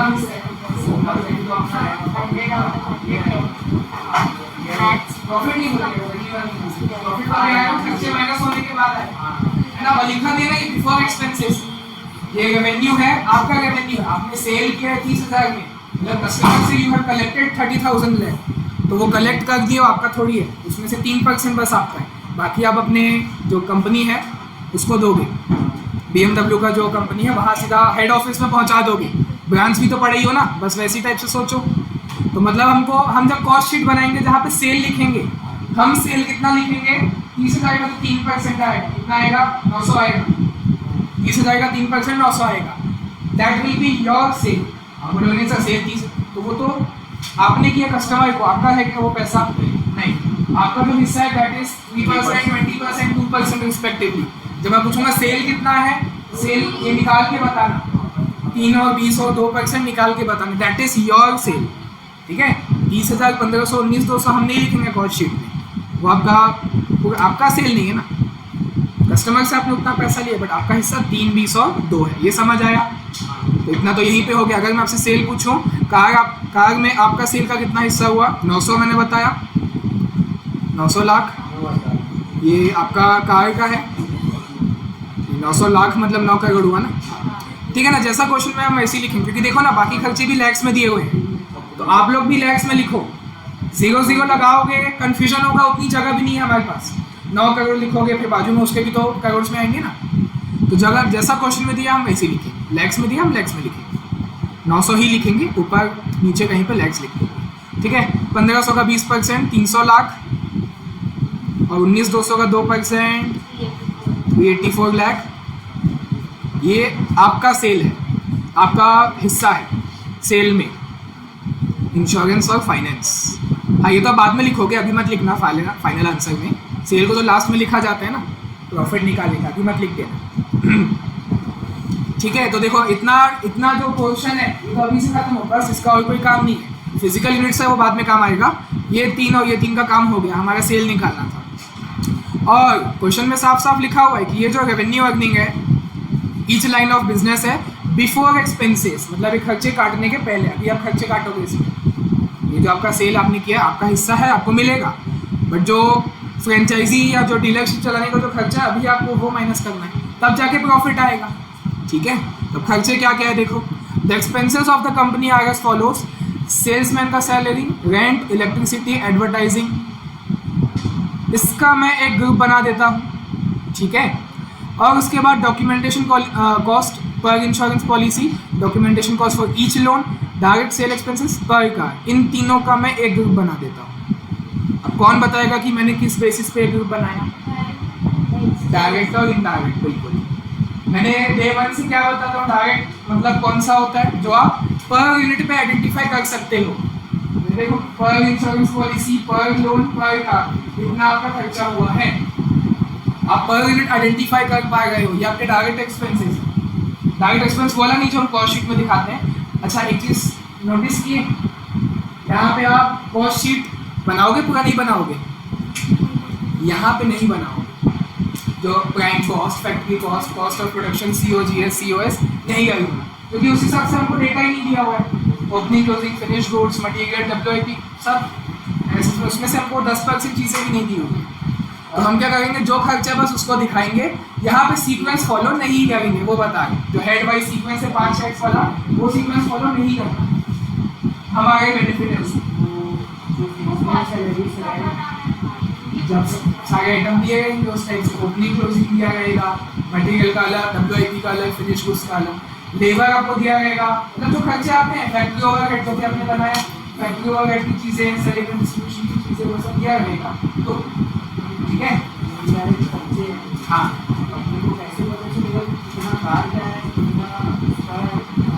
लास्ट लाइन पर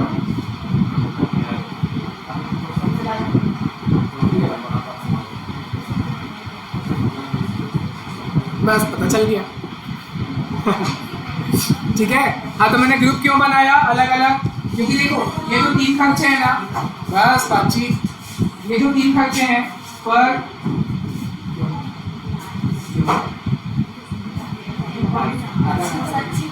आप दोनों में थोड़ी आए, अभी 7th क्लास का टाइम है रिजल्ट करने।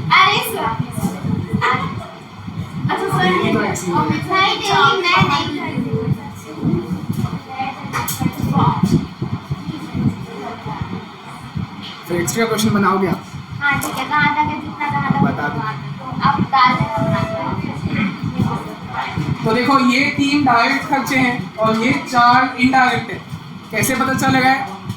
आंखों से देख के पता चलेगा। यहाँ भी देख लो, ये मात्र 100 रुपये, ये 100 लाख नहीं है, मात्र 100 रुपये, 200 और 5000, क्योंकि पर पीस है ना, पर इंश्योरेंस पॉलिसी, पर लोन, पर कार, तो उतना आपका खर्चा है वो डायरेक्ट है। आपको उसको मल्टीप्लाई करना पड़ेगा, वो एक पीस का है। और जितने यूनिट्स आप बेच रहे हो इंश्योरेंस का, कार का, फाइनेंस का, उससे मल्टीप्लाई करके आपको लिखना पड़ेगा। पर जो ये 4 खर्चे हैं वो डायरेक्ट है। पहली बात लैक्स में दिए हुए हैं, ठीक है। और जैसा कि पलाश ने भी पूछा, मैं भी वही पूछूंगा, बताओ पर कार कितना? ठीक है, सेल्समैन सैलरी है 200 लाख, सेल्समैन की सैलरी 200 लाख है। और उसमें से कार का कितना है, फाइनेंस का कितना है, और अपना वो क्या बचा और क्या है, इंश्योरेंस का कितना है बताओ। तो हम बांट गए ना, हमको पता है क्या पहले से, वो तो हमने बस एक बेसिस चूज कर लिया कि हाँ भाई हम यूनिट्स के हिसाब से उसको यूनिट्स के रेशियो में बांट देंगे, बट आपको एग्जैक्टली पता है क्या? नहीं, वही तो होता है इनडायरेक्ट। समझो बात को, वापस से रिपीट कर रहा हूँ। डायरेक्ट आपको पता होता है जितनी भी गाड़ी बेचो एक गाड़ी का खर्चा 5,000 आएगा, तो दैट इज डायरेक्ट। ठीक है, जितने भी लोन आप दे दो, एक लोन का खर्चा देने का आएगा 200 रुपये। जितना भी इंश्योरेंस पॉलिसी बेचो एक पॉलिसी का 100 रुपये, तो वो डायरेक्ट है। और क्योंकि ईच है, पर ईच है, उसको मल्टीप्लाई करना पड़ेगा जितने भी गाड़ियाँ, जितने भी फाइनेंस आप बेच रहे हो। ठीक है, तो चलो इतना काम करते हैं। मैं यहाँ पे लिख देता हूँ जैसे ये चालू है, इसको तो मैं नीचे लिखूंगा, साइड कर देता हूँ इसको थोड़ा। ठीक है, और टोटल का भी बनाना है क्योंकि क्वेश्चन में लिखा था, और ये पर्टिकुलर्स आ गया यहाँ पे। जैसे मैंने खर्चा दिखाना चालू किया, मैं यहाँ पे लिख देता हूँ डायरेक्ट कॉस्ट। जितने भी डायरेक्ट खर्चे में वो दिखा देता हूँ, यही 3 तो हैं। तो देखो कार का कितना है 5,000 पर कार, तो कितनी कार्स आप बेच रहे हो बताओ सामने देख के, कितनी कार्स बेच रहे हो? 10,000 बेच रहे हो, है ना? फिजिकल यूनिट्स कार 10,000 है, इंश्योरेंस 6,000, फाइनेंस 8,000। तो अगर मैं कार का निकालना चाहूँ, direct sale expenses per car है 5,000 और कार आप बेच रहे हो 10,000, तो इन दोनों को आपस में मिलाना है, मल्टीप्लाई करना है।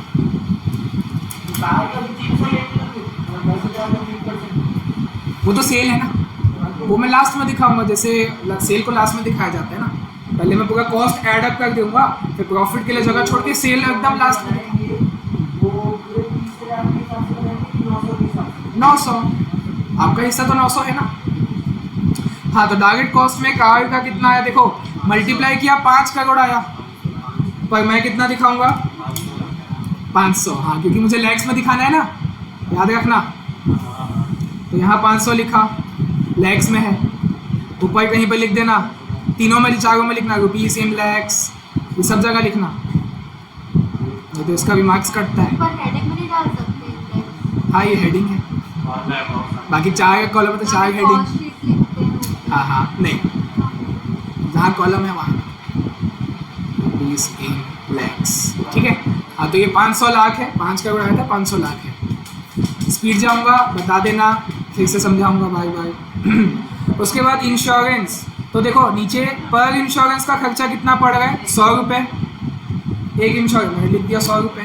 कितना इंश्योरेंस पॉलिसी मैंने बेचा, बोले 6,000, मल्टीप्लाई कर दो 6,000, तो यार 6 लाख आया, लिखूंगा 6 क्योंकि इन लैक्स की बात हो रही है।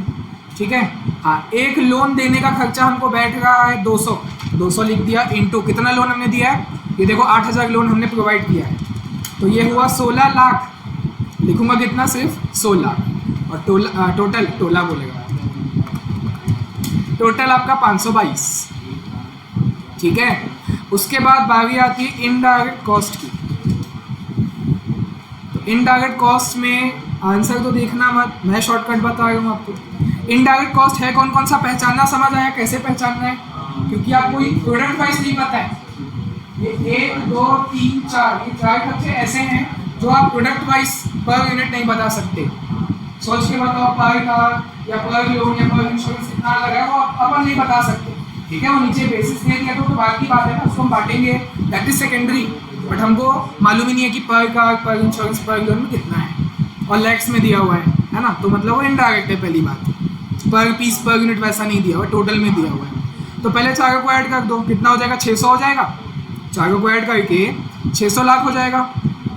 तो उसको आपको तीनों में टोटल में 600 लिख देता हूँ, ये लो, टोटल में यहाँ मैंने 600 लिख दिया।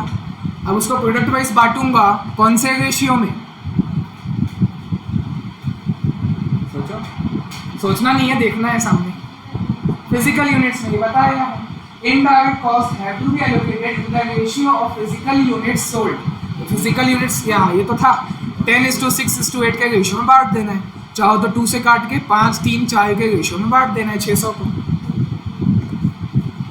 5 3 4 कितना हुआ, 12 हुआ, तो 600 डिवाइड 12 इंटू 5, इसका आया 250,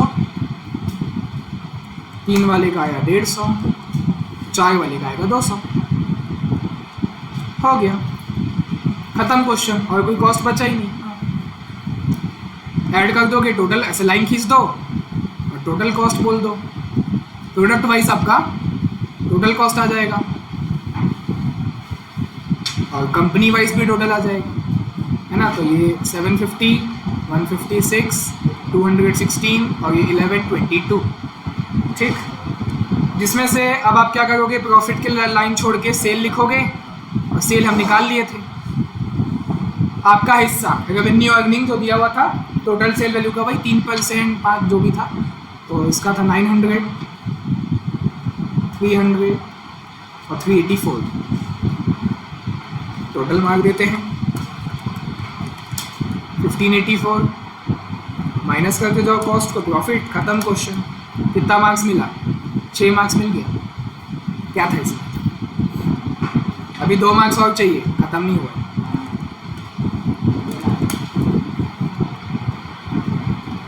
ये बचेगा 144, ये 150 हो गया, माइनस ही किया।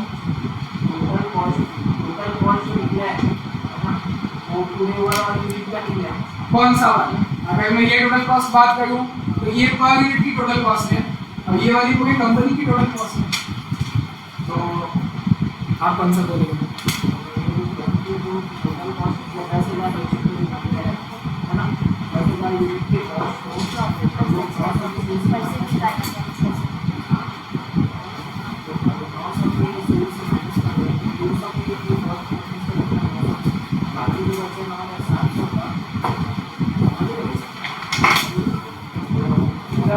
कॉस्ट आपका जो है वो 10,000 का है, सेल पूरा उसका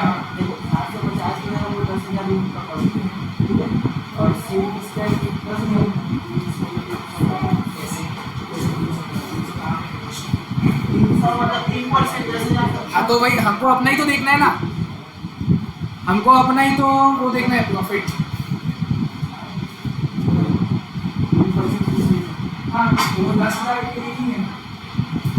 ऐसा ऐसा ऐसा सब 3% आपने किसका निकाला? 20,000 लाख का निकाला। 20,000 लाख कितने का सेल हो?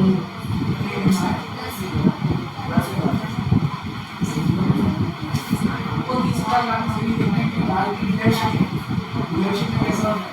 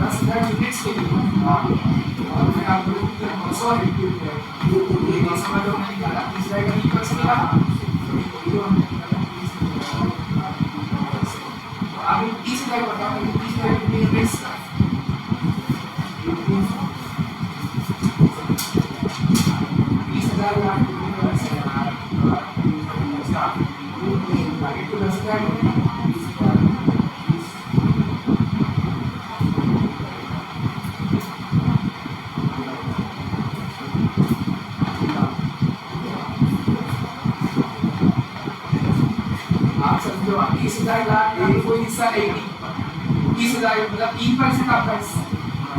आपका सेल जो है वो 900 है। अच्छा 10,000 यूनिट्स है, 10,000 यूनिट्स आप बेचे। सुनो आपका शुरू कर रहे हो 10,000 यूनिट्स आप बेचे, 30,000 लाख में बेचे। तो आप अपना अकाउंट खोलोगे और लिख दोगे cash account debit to sale 30,000 lakh नहीं लिखोगे, उसमें से आपका जो पोर्शन है वो 3% आप बेच रहे हो, इसमें आपका पोर्शन 3%।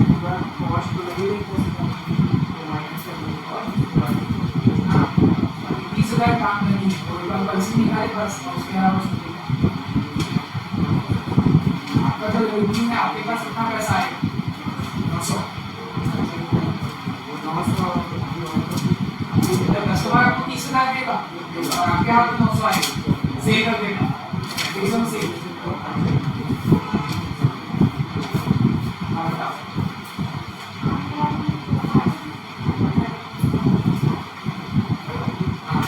तो आपको पर का कितना बोलोगे?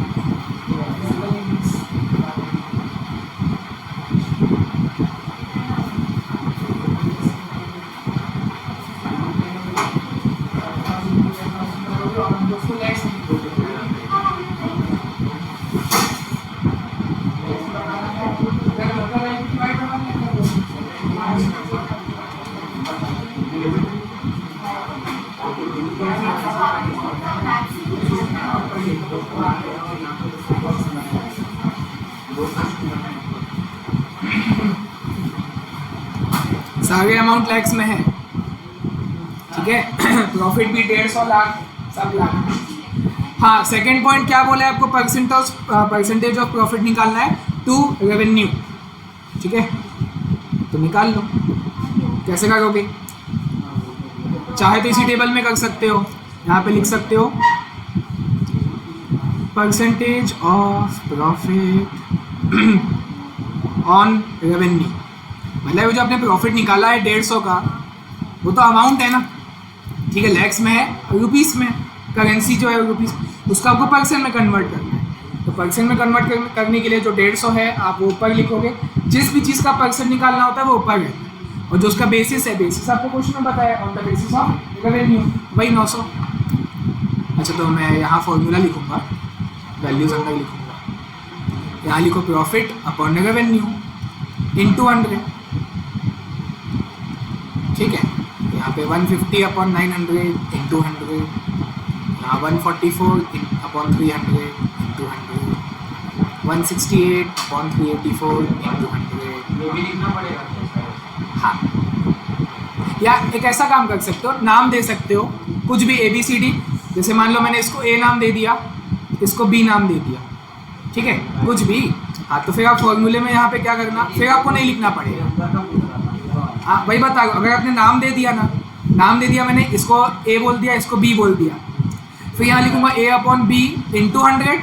अब मेरे को अंदर पुट नहीं करना पड़ेगा, शॉर्टकट तरीका, नाम दे दो, फिर आप ये नहीं लिखोगे तो चल जाएगा, फिर अपन फटाफट सॉल्व भी कर सकते हैं। 16.67 48, अच्छा परसेंट लगाते जाएंगे, 68.384 43.75।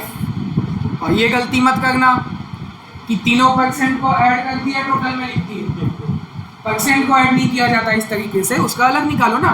462 अपॉन 1584 करो, 462 डिवाइड बाई 1584 तो आया 29.16। क्या चीज़, कौन सा वाला? थर्ड है ना। हाँ तो क्या 3 तो लिखा है, 3 तो लिखा है गुनगुन, कहाँ है 7?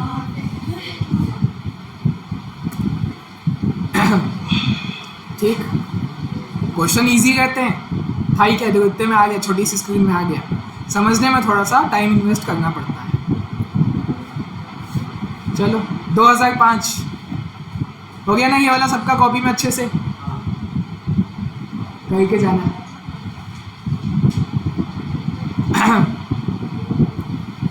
या चलो अभी फिर पूरा और थक जाओगे, इसको आप लोग घर पे करना, छुट्टी नहीं देगा।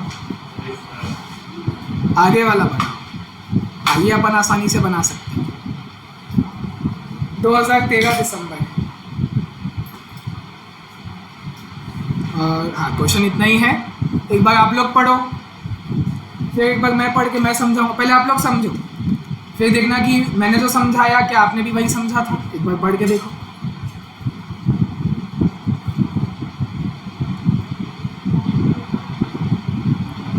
साथ साथ में एनालाइज भी करके चलो ना, पीछे चारों पार्टी। हाँ फिर ठीक है।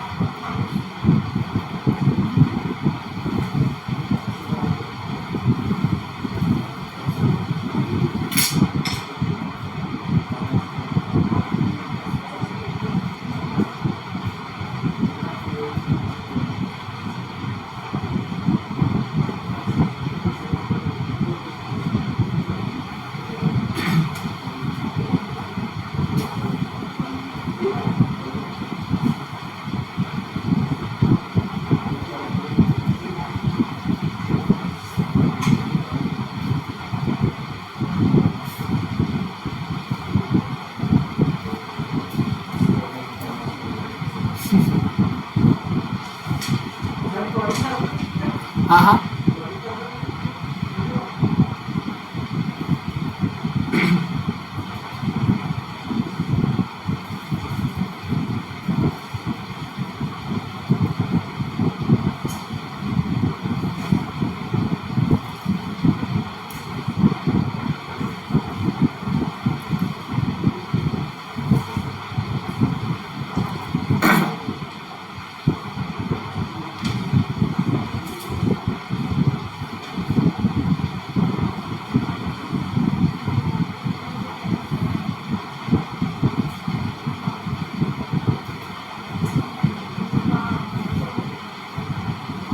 आखिरी दिन एंजॉय कर लो, बढ़िया। आगे बैठोगे कल से, आगे ही बैठोगे।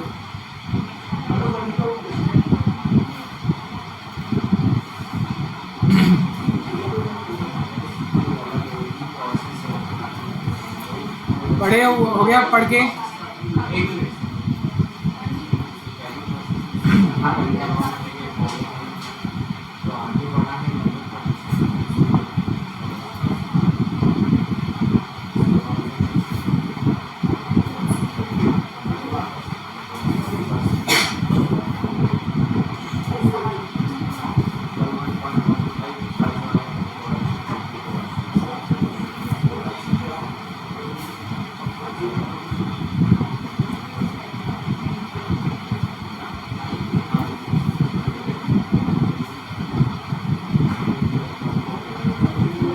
हो गया?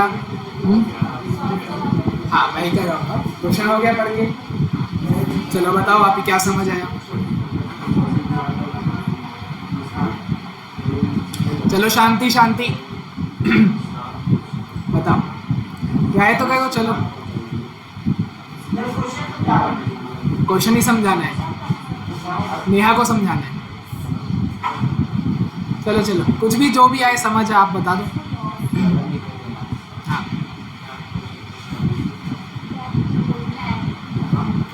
नॉर्मल से देखो। चलो हर शाप पे क्वेश्चन समझाना है, बस हिंदी में अनुवाद पढ़ो, पहले इंग्लिश में और फिर हिंदी में अनुवाद करके बताते जाओ बस। और क्या बताओ जल्दी।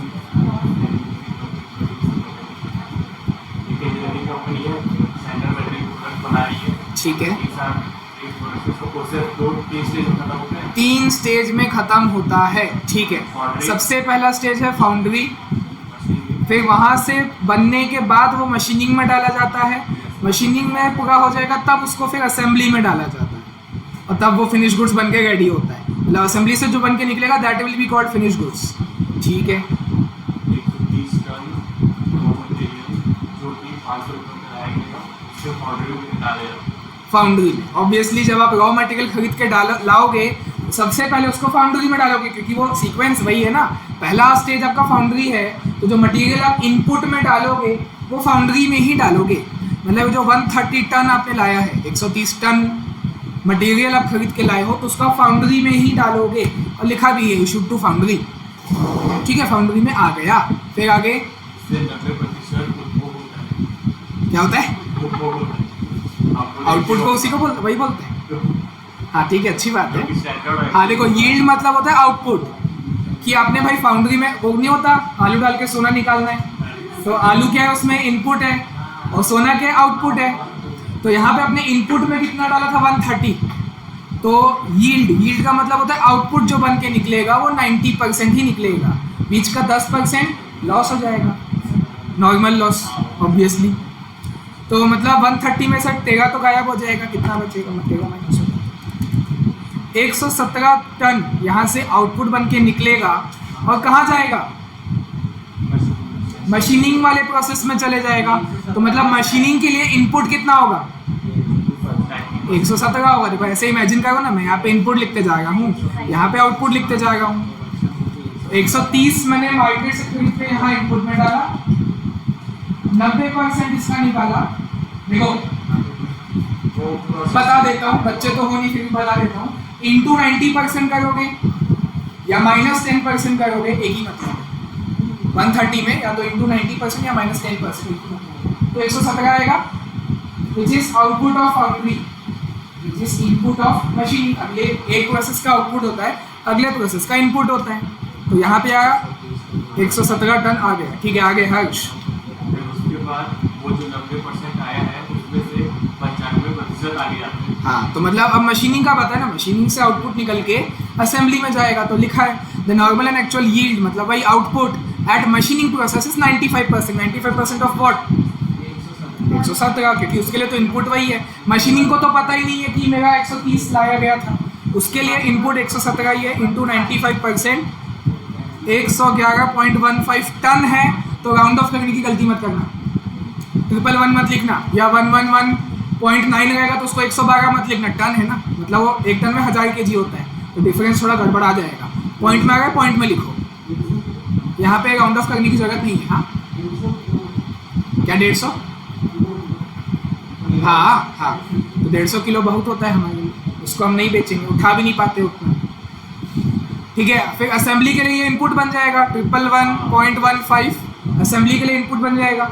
फिर आगे क्या बोलते हैं? हाँ चलो हर्ष। असेंबली में किसी प्रकार का नुकसान नहीं हुआ। एकदम बढ़िया, असेंबली में कोई लॉस नहीं होता है। मतलब इसका आउटपुट कितना निकलेगा? वही 111.15, जिसको मैं फिनिश गुड्स बोलूँगा। अगर मैं आपसे पूछूं कितना फिनिश गुड्स बनाए हो, 111.15 टन, ये समझ आया? ठीक है। तो देखो आपका, अगर मैं ऐसे बोलूँ 10 में से 5 लाइन तो ऐसी ही हो गई, बचा क्या? खर्चा है। यू में consider the losses on working at the end of, ठीक है, इससे कोई मतलब नहीं। डायरेक्ट लेबर और डायरेक्ट क्या ओवरहेड आपको बताया है, हाँ फैक्ट्री ओवरहेड। अच्छा डायरेक्ट मटेरियल का है, लेबर ओवरहेड भी मटेरियल का है। मटेरियल कॉस्ट कहाँ पे? मटेरियल कॉस्ट ये अपना 111.15 है। हाँ। 500। अच्छा, मतलब मैं, चलो सुनो इधर, ट्रू या फॉल्स अब बात करते हो। क्या पूछा मैं अभी? Material cost. हाँ, इधर मेरे से पूछा ना। मटेरियल कॉस्ट कितना होगा बताओ? सर 65,000, क्योंकि 130 अपन ने खरीदा है और 500 वर्कर, तो पहले आपने 111 बोला। अरे वो वो आउटपुट है, ठीक है। आरती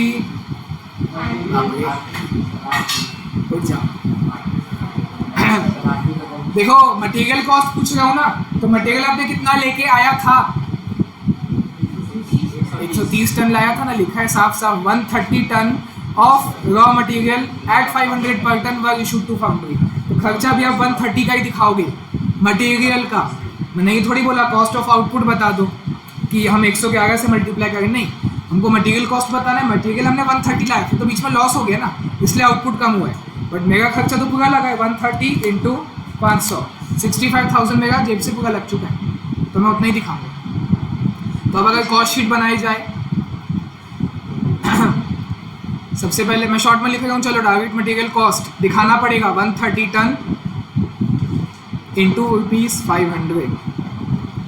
ठीक है, इधर देखेंगे सामने। हाँ, फिर उसके बाद डायरेक्ट लेबर कॉस्ट। हाँ बताओ कैसे निकालूंगा डायरेक्ट लेबर कॉस्ट, बच्चों का तरीका कैसे करूँगा? M+MRC करेंगे और क्या, 200 इंटू 100 20,000 हुआ, ये 5,000 हुआ, 15,000 हुआ, तीनों को जोड़ दो, बात खत्म। यहाँ पे नहीं बोला ना प्रोडक्ट वाइज, यहाँ पे आप 3 कॉलम नहीं बनाओगे। वो पिछले में बोला था कार इंश्योरेंस और फाइनेंस का प्रोडक्ट वाइज बोला था बनाने, वो शब्द लिखा था प्रोडक्ट वाइज, यहाँ नहीं बोला है। तो यहाँ एक ही कॉलम बनेगा, M+MRC कर दो, ठीक है। और ऑब्वियसली उसको शो करना पड़ेगा, मैं शॉर्ट में लिखता हूँ, फाउंड्री, मशीनिंग, असेंबली। तो मल्टीप्लाई करके पहले इनर कॉलम में दिखाओगे।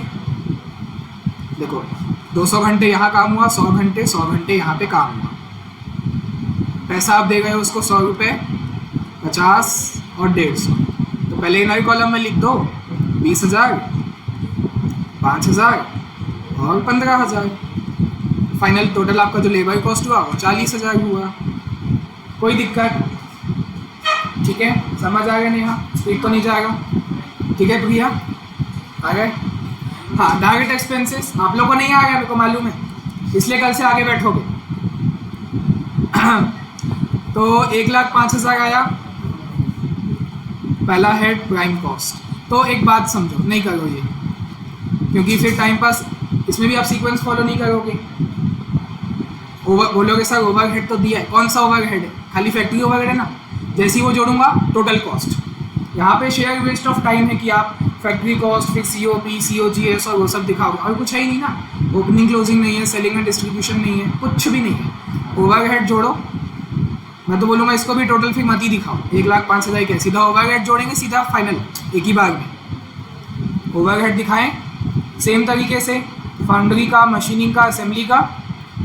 हाँ तो देखो ओवरहेड कितना है, 150, 200, 100 वो तो रेट है, मतलब लिखा है ना ₹150 पर लेबर आवर। मतलब इसको भी आप एक लेबर आवर इससे मल्टीप्लाई करोगे, 200 इंटू 150, 100 इंटू 200 और 100 इंटू 100। ठीक, तो मतलब जितना घंटा लेबर काम किया ओवरहेड भी उस हिसाब से लगेगा, रेट उसका अलग है। तो आर्क्स लिख देता हूँ 200, 100 और 100, ये आर्क्स है जितने घंटे काम हुआ। अब ओवरहेड लगेगा 150, 200 और 100। इनर कॉलम में लिखेंगे 30,000, 20 और 10, 60।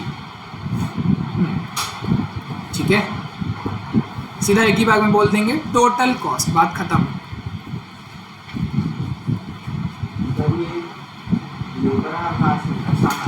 हाँ, लेबर के लिए निकालने पे हमने वही यूज़ किया, तो बोलते हैं ओवरहेड के लिए भी वही यूज़ करो। ठीक है, तो 65 और 40 और 60, 165 हुआ टोटल कॉस्ट। और क्योंकि पर टन भी बोला था तो बस डिवाइड कर दो 111.15 टन से। हाँ, एक बार सामने देख लो तो ये क्वेश्चन खत्म है। क्या लिखा था? Prepare cost sheet showing the element wise cost, cost of output and cost per ton of output. 1 ton का बताना है, आउटपुट का पर टन से बताना है। आउटपुट कितना था? फाइनल आउटपुट 111.15 है, डिवाइड कर दो उसको खर्चे से। ऐसे अलग से दिखा सकते हो, cost per ton equals to 1,65,000, ये टोटल कॉस्ट है, डिवाइड बाय 111.15 टन।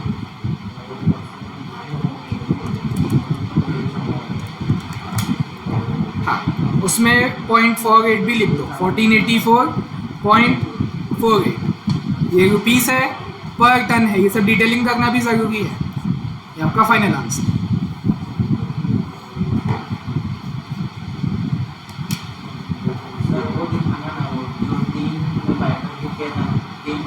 हाँ, इसको चाहो तो आप ऐसे ही दिखा सकते हो एग्जाम में भी चलेगा।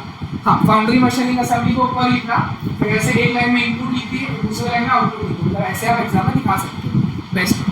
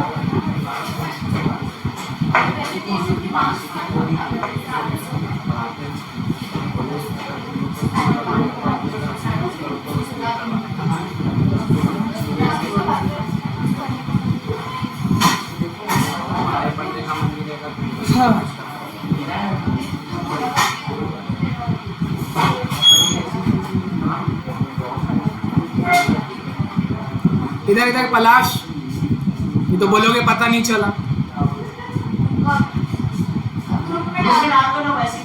ठीक है, हाँ 2 क्वेश्चन बस, 1.6 1.2 क्वेश्चन।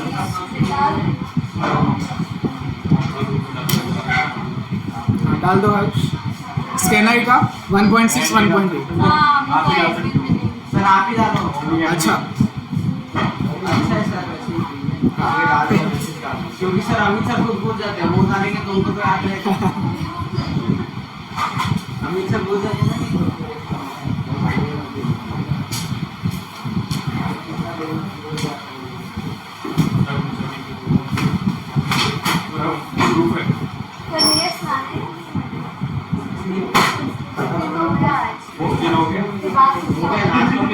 लास्ट टॉपिक बोले तो नहीं कि आगे कोई क्या चीज़? PDF। हाँ, एक सेकंड। जो किताब लाओ वो है गाड़ी में 15-20 करोड़ इसके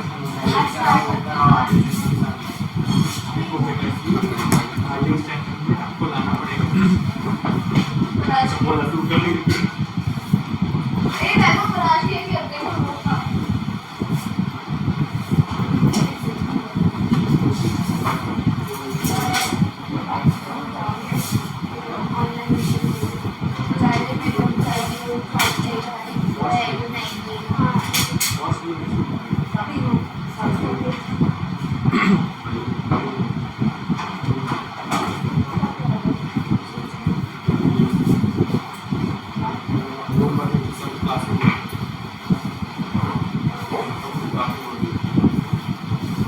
समझ आया बच्चे?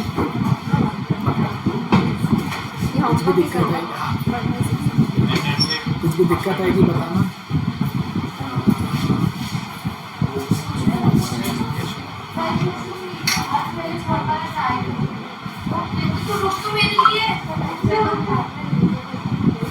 अभी नेट चालू किया, टाइम भेज देता हूँ।